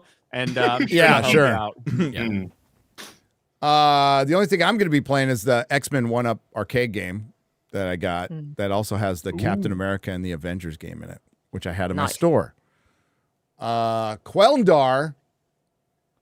Is it Quelnzar now? Has he changed his name? X-Ray Girl? No? No, that was just a typo. Okay. I wasn't finished looking at it yet. For $100. Sorry to bring this down. But my mom was just moved to hospice. She doesn't have much time left, but any prayers would be gratefully appreciated. It's okay. You can call it out. Thanks. Hail to the fellowship. The fellowship will respond. Good vibes. Yeah. Sorry, Quelndar. Yeah, sorry to hear about that, man. I mean, you're not thoughts. The Anti-Woke Academy for Arts and Sciences for $9.99. Did you hear about the new AC pre-sale Assassin's Creed pre-sale bundle? Assassin's Creed Shadow, the Wu-Tang Clan edition, for an additional I would buy the shit out of that. For $16.19, you can replace Yusaki with RZA, GZA, Method, ODB, Ghostface Killer, etc. That would be so That dope. doesn't sound terrible. Yeah, that doesn't sound terrible at all. Might as well. RZA, come on. The one Virtuemite on Streamlabs side for $5 says, great having us, Comic Book Girl 19 on FNT. I've been watching your channel for over 10 years. Have you watched or read Invincible? I haven't watched it, but I've read the first few trades of it, but I haven't read all of them. But I did enjoy what I read. I don't know why I kind of fell off of it, but from what I saw, it was really good. But I'd like to watch the cartoon at some point for sure. I hear it's amazing. It's pretty good. Comic series. Watched season 2? I just heard nothing about season 2. I heard they released it in 2 parts, I believe, as well, and I felt like it really flew under the radar. The finished super chat says, I hope you do videos on House of the Dragon, Danica. Yes. I mean, I do. I've been way late, but I do need to do a X-Men 97 review, and I do plan on doing a HotD review as well later this year. HotD. We'll be live streaming every Sunday, right, Ryan? Yes, every Sunday we're going to be live streaming, probably half an hour after it comes out, and doing a review. That'll be fun. I'll be on the road when it premieres. Yeah, kind of like. Well, that's how the channel started, Danica. I just did live TV reviews of obscure shows like Ash vs. Evil Dead and American Gods. I just wanted to do Talking Dead, except without Talking Dead, without talking about fucking Walking Dead. But that's what we're going to be doing. So it's a little Excellent. bit A after return the show. to your roots. We love it. Yeah. BM for $20. Gary, what are the odds you guys can't get Peter Jackson or can get Peter Jackson to an FNT? 0. Less than 0. But he did shop at my store. He did shop at my comic store. So we got that. So 1%. Come on. Let's give it 1%. There's always a less than chance. 0. Less than 0. I'd love it. Which is a good movie. Less than 0 is a great movie, by the way. X-Ray Girl, make it happen. Also, this is a Hard RK Outpost. You worked for the government, right? This is for Hard RK Outpost, by the way. What is Pete Buttigieg, Pete Gay, like in real life, asking for a friend? Well, ironically, Pete Buttigieg before he when he was running for Democratic nominee, he was the mayor of South Bend, Indiana, which is probably only about 30 or 45 minutes from where I grew up. So he's from like where I'm from almost, but I don't know anything I wouldn't about claim him. that. The guy. I would. I mean, I would. I'm not proud to say it. It's just got to be up front. But I've never met him. Don't know what he's like. Did he run for president? Did he? He ran for Democratic nominee. Yeah. Yeah. Mm-hmm. And he didn't make it for some reason. Yes. Shocking. Didn't make it. The Crayon God for 10 British pounds, proper money. Been watching since episode 196. Isn't it crazy that 196 was a long time ago? Yeah. It's been a pleasure watching you all grow on the internet fame. It's infamous. Especially infamous, unfamous. You as our golden Gary, you are a king. No. Ryan, you're gay. Yes. As always, all hail, all glory to the fellowship. Just a dude on a phone for $5. If Quarter Black Garrett can only use quarter of the N-word, does that make him part of the knights that say knee? This is correct. You can be a member on my channel, a Knights of Knee, for sure. I can give you only the first 2 letters. Everything after that, it's at your own risk. That's at your own risk. Yeah, you're gonna go to the doctor. It's gonna be a lot of bad stuff. Right. Mr. Williams for $20. Hail FNT, make it easy on yourself. Gary, let Chrissy read this. She can't see it. I put it in the private chat if you want to read it. Oh, okay. At Chrissy Mayer, already looking amazing after your baby. Must be the bee milk. I know the hubby got to be happy too. Don't worry, it gets easier in 18 years. Oh, that's very sweet. Very sweet of you to Not say. wrong. Yes. You're not wrong. You'll be able to travel again.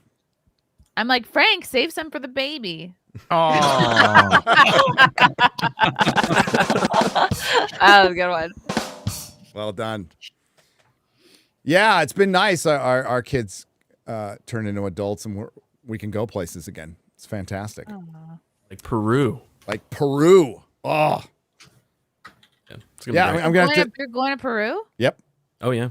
Yeah. We're doing it for the Forbidden Frontier show. Forbidden Frontier. A little expedition. Wandering Maybe Wolf. some ayahuasca while you're down there? Are you gonna peruse the sites? Yes. Get out. Yeah, Get out. like Slowly. Sexy Woman is up there. We're going to down sexy woman. Yeah. Ollantaytambo. Yep. Cusco. Ayahuasca. Like probably Garrett will. Garrett and X-Ray Girl will trip balls on the Try ayahuasca. that dirty water. I don't know about that. I'm gonna try guinea pig. I hear that's a delicacy there. You're gonna eat a guinea pig. I'd eat one. I'd eat Isn't a it a guinea pig? That's right. I'm not gonna Feels eat like a guinea cheating pig on dogs. No. Hopefully they have internet. We'll find out. We'll find out. We'll find out. Yeah. So we're going there for Forbidden Frontier. Wandering Wolf on Twitter. Give him a follow. Good dude. We'll be going with him.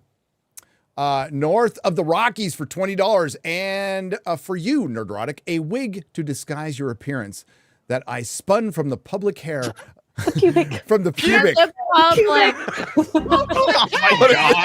hair. That's the private hair. Gary, that's private hair. It's public.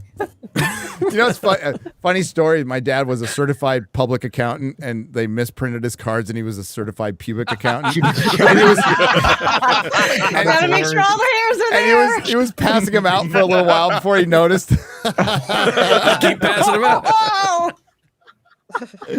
Oh, I'm retarded. Oh, Okay, gosh. north of the Rockies, we're rewinding for $20. And for you, Nerdrotic, a wig to disguise your appearance that I spun from the pubic hair of an ice troll that I killed in under 10 seconds. Hail Steven voiceover, by the way. One of his greatest clips. Duval Commander for $20. Huge fan of the show. My friends and I were hanging out on Wednesday, and we had the Nonner playing. The Nooner, probably the Nooner. In the background, and they all lost their shit when you said The Hobbit was better than the prequels. Great argument, though. I said it. I stand by it. I sit by it, and I will fucking debate it with anybody, ever. Let's go. Let's fucking go.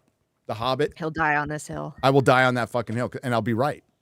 You could like the prequels, and I'm not saying either trilogy is good, but I'm saying The Hobbit's better. Yes! Revenge of the Sith is my favorite Star Wars movie. Yep. I'm sorry. It's a better. Ryan. It's a better book, and you know it. Well, yeah, of course it's a better book. It's a better book. You got 15 hours worth of content to flesh out there, but yeah. Yeah, well, you supposedly had a master of his craft. That's what Lord of the Rings is better. Lord of the Rings is a better book. Like, well, what do you want me to say? Unexpected Journey. I'm not going to say like Battle of the Five Armies is good, but Unexpected Journey is it's good. It's good. I like it. It just gets a little long. I enjoy the Hobbit movies. They drag a little though. They do. Yeah. They certainly do. They're not great, but the fan edit is the superior edit. It is that. Well, all that shit out. You got the Phantom edit and the Hobbit fan edit are both pretty good, but the Hobbit fan edit's better. It's just better. I've watched them more. I own them. I don't own the prequels, and the only thing I've watched. Evidence. Whatever. That's my opinion. It's like my opinion, man. Okay. My opinion. It's just like my opinion, man. It's my opinion, man. Cold Brew for $10 says race swapping a character is such bullshit. Why is it okay for them to make a white character a minority while it's a sin if it's the other way? I want white Miles Morales and a white Black Panther. I agree. They're out there. It's a multiverse. We were told multiple times it doesn't matter. Yes. Right? It doesn't matter. I would like to cosplay as Storm. Go ahead. Just put it out there. Do it. She has your hair in the show. Mm-hmm. Well, yeah, when I had my white Yeah. fucking mohawk thing, yeah. Oof. That was a mood. There's in that show. Everybody should be able to everybody should be able to cosplay as whatever the fuck they want. Exactly. I think it'll be fine though. I think I could get away with it. I think people will be okay with it. I mean, the blackface might be a little off-putting to some people. Maybe not 100%. No, I think accurate, I think there's an Asian streamer cosplays as someone and blacked up, and the entire internet had a go at it. I had no idea. It's not part of my culture. We don't have that issue over here, and you're getting held to American standards on the other side of the world. I was like, yeah, it's kind of. What does it look like the character? What is that? Like Santa Claus's little fucking assistant, like Black Peter or something in the Netherlands, who's like just black because of the soot from the chimney. You know what I'm talking about? Oh, yeah. I remember when they were trying to make out Mary Poppins had a problem for the same thing. It's yeah. No, they went up chimneys. It happens. The chimney sweeps. That's what happens with soot. Well, there was a scandal going on a couple of years ago with these coal miners. It was a picture of coal miners from the 1800s in a bar someplace, and people were freaking out about it. Stupid. Were they doing coal face? Coal face. Yes. Coal face. Timeline's crazy. Yeah. Josh Kelsey has dropped $19.99. Doesn't say anything, but we love Josh. Hail. Hey, thanks, Josh. And check it on time. It takes a minute to catch up. There we go. It's actually moving again. All right. Got time for a Holy couple shit. more. Dave the Brave for $10. Frodo, I wish the wig had never come to me. Gandalf, such as all who lived to see such wigs. But that was not for them to decide. All that matters is what we do with the wigs when we have them. With the wigs we have. I fucked it up again. The comments have been great, and they're getting better as they go on. Aruka Fire for $10. Nothing to do with today, but Hollywood is just as racist as Ryan. I agree. They hate black men too. Both Finn and Maximus were token characters who ran around pining for a white girl only to get beat up only to beat up a white man and be left for dead. Yeah, they fucked up both those characters.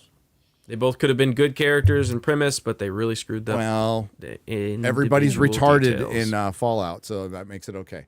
Comic Club 7894 for $20. Make them mind your weather, sister, and them weather your mind.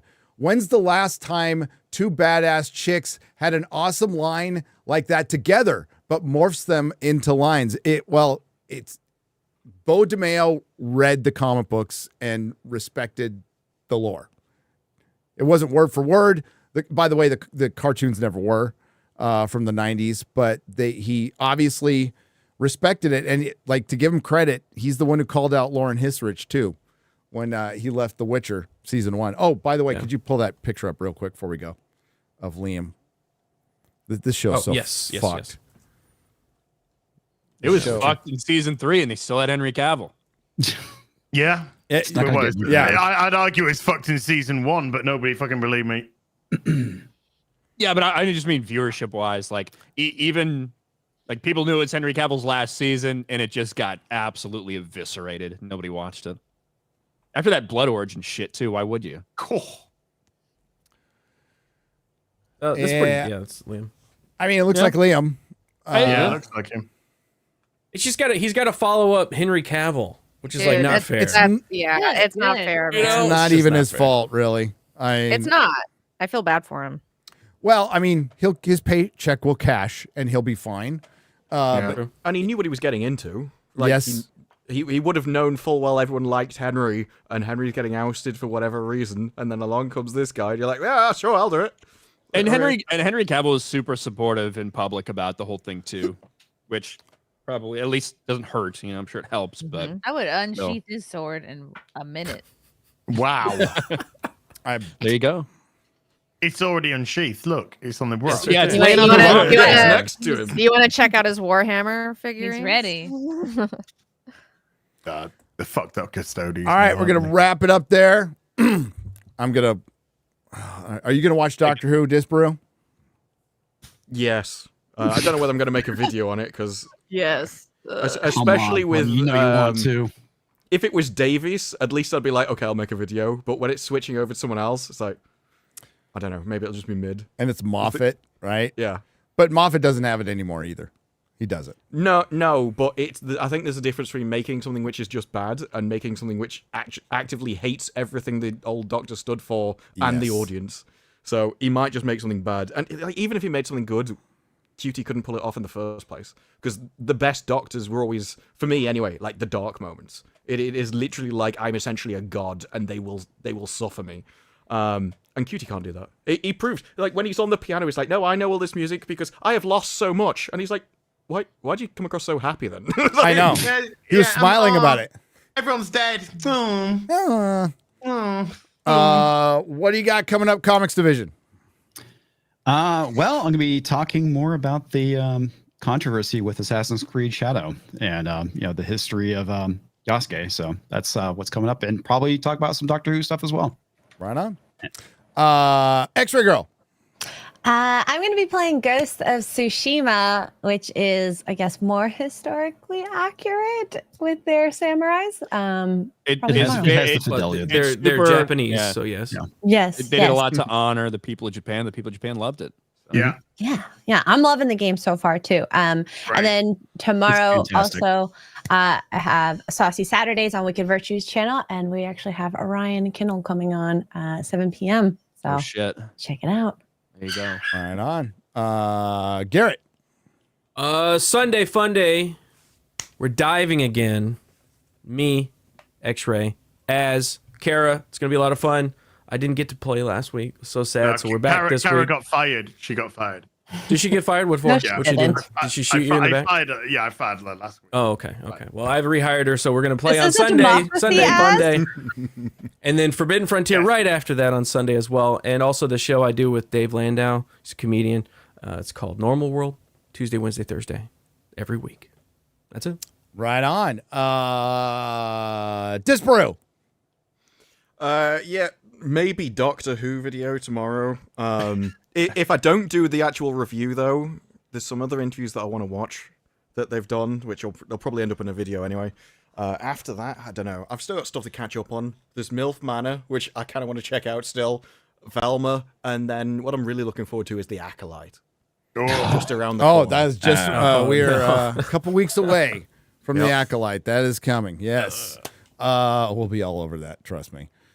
June's going to be nuts because we'll have one potentially like Ryan. I remember I text Ryan. I'm like, hey, we're going to do a preview show for season 2 of House of the Dragon. And his response is, I hope season 2 doesn't shit the bed. And I'm like, well, I mean, it could. It absolutely could. But yeah. Ryan. I'm hopeful for House of the Dragon. I don't fucking know. Nothing going on other than I guess Saturday. I will be on Saucy Saturdays with X-Ray Girl and Disparu and Wicked Virtue. So that's gonna be fun. Yay. Yeah. Chrissy. Woohoo! Simcast on Sunday, as usual, 9 p.m. Eastern on my channel. Compound Media Mondays, 7 p.m. for my show Wet Spot. Compoundmedia.com to check that out. And yes, if you haven't watched my pregnancy stand-up special, you can check that out on my YouTube. Please and thank you. It's definitely a little funny to somewhat funny. Yeah. Thanks, Mama. As I really thought you said Jews crazy. Really? Yeah. Why your brain think like that? Yeah. It really didn't sound like June's crazy. It really just sounded like June's crazy. I was like, you need to stop watching CNN, man. Yeah, I can't. Stop listening to Kanye. I just tune in for the racism. It's fucking, it's just outlandish. It's crazy. It's as a Brit watching American TV, like, wow. You're fucking racist and nuts, and that's the good guys apparently. Okay, I've got now that the bathroom is finished, and I have scrubbed my gusset. Fuck off, fly. My time. Fucking party, fucking pooper. Videos, etc. will be coming back next week, as will my continued play of Stellar Blade. Sunday we got afternoon tea with Az, Super Chat Square Up, and other things, and then Sunday Fun Day muff diving. Yeah. I love that. Hell yeah, that's what we're doing. Yeah. Fucking leave no man behind. We go in as a team and we leave as a team. All right. What? I didn't sign up for this. Buy a plushie. There is less than 24 hours to get a plushie. Please get a plushie. Watch today's video that I put out. It's totally not clickbait to buy plushies at all. And my pussy's in it. You could have me as one of your plushies. Just saying. Yeah. That should have been like the little extra item you get with your plushie. Yeah. Gary, our boss is here. He left a super chat. Which one? Oh, Jeremy from the Quartering. The Quartering. Yes. Quartering. What's up? What did he say? Yeah. For $50, he says, just want to shout out to my amazing staff over at Nerdrotic and Salty Cracker 2. Great investments. Yes. He's franchising. Yeah. He's franchising out. We got to work on the whole coffee thing, but once that gets worked out, a little bit of, contractual obligations. Thanks, boss. Really appreciate it. Shout out Alex Jones. Yeah. Shout out Alex Jones, who we streamed with recently. Wow. Yeah, we were on Benny's 2 Benny. million sub celebration thing, and Alex was fucking insane on that. And he talked about Darth Vader's vagina. He did. He was like, he wants a Disney Plus show about Darth Vader's vagina. Yeah, he transitioned after it got burned off on Mustafar. So maybe Alex was on a little ayahuasca. We don't know. Maybe we don't know. We don't know. Danica, do you have anything coming up? I do. I stream every Saturday on Twitch. You can find me twitch.tv/DanikaXIX. And we watch movies together for Mystery Danica Theater. And this month it is Saturday Anime. So we're watching animated films. And I'm pretty sure we're going to be watching Kiki's Delivery Service, the Studio Ghibli film, this Saturday. So come check it out. Great film. Yeah, I know. I love it. It's like makes me cry every time I watch it. So good. Excellent. What do we just released a video. It depends on the Doctor Who episode. I'm gonna stomach it, try to watch it. If you don't see me going live, then I just fucked off and went to watch Clarkson's Farm again, which is probably what's gonna happen. Next week, this Sunday on Forbidden Frontier, George Howard from Cosmic Tust. Tust? Did I just say Tust? Fuck. You said Tust. I'm so tired. Dude, I streamed way too much yesterday, man. You've done a lot of streaming this whole week. I did. I'm a little fried right now. I got to save some As for if Friday that's Night any Tights. different than any I know other it's a little bit extra fried. Friday. But yeah, so we'll see if I stream one more time tonight. But after Real BBC, taking a week off. I got my kid and my niece are graduating high school. I'm going to go do some family stuff. So, Good. Yeah. Good. And I'll be back after that. You need it. Until next time, who do we have next Friday? Do we know? Movie Cynic. All right. Movie Cynic's awesome. Ooh, Hell Tust. Tust? Yeah, Tust. It's a good thing I didn't say tit. George Go Howard tit. actually is putting on the Cosmic Summit that we're going to in June. So, which is going to be awesome. So thanks, everyone. Thanks to the Modrotics. Thanks to everyone who left a super chat and donation. You help keep the lights on here. Thanks to all the lurkers and everybody who participated in the chat. We love you guys. We'll see you next time. Bye-bye. Laters. Bye.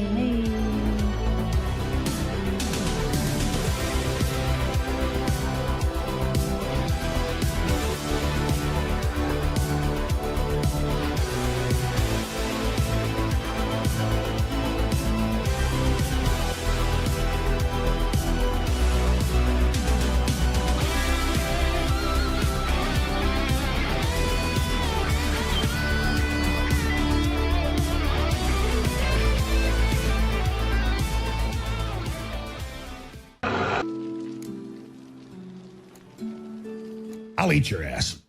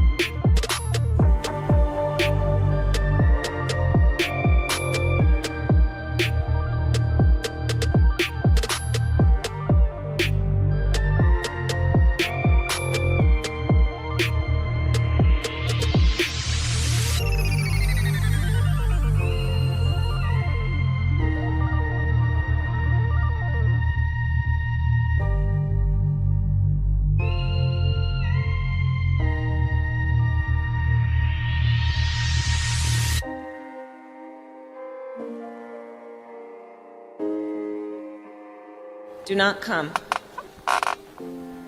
Do not come. I'm gonna come.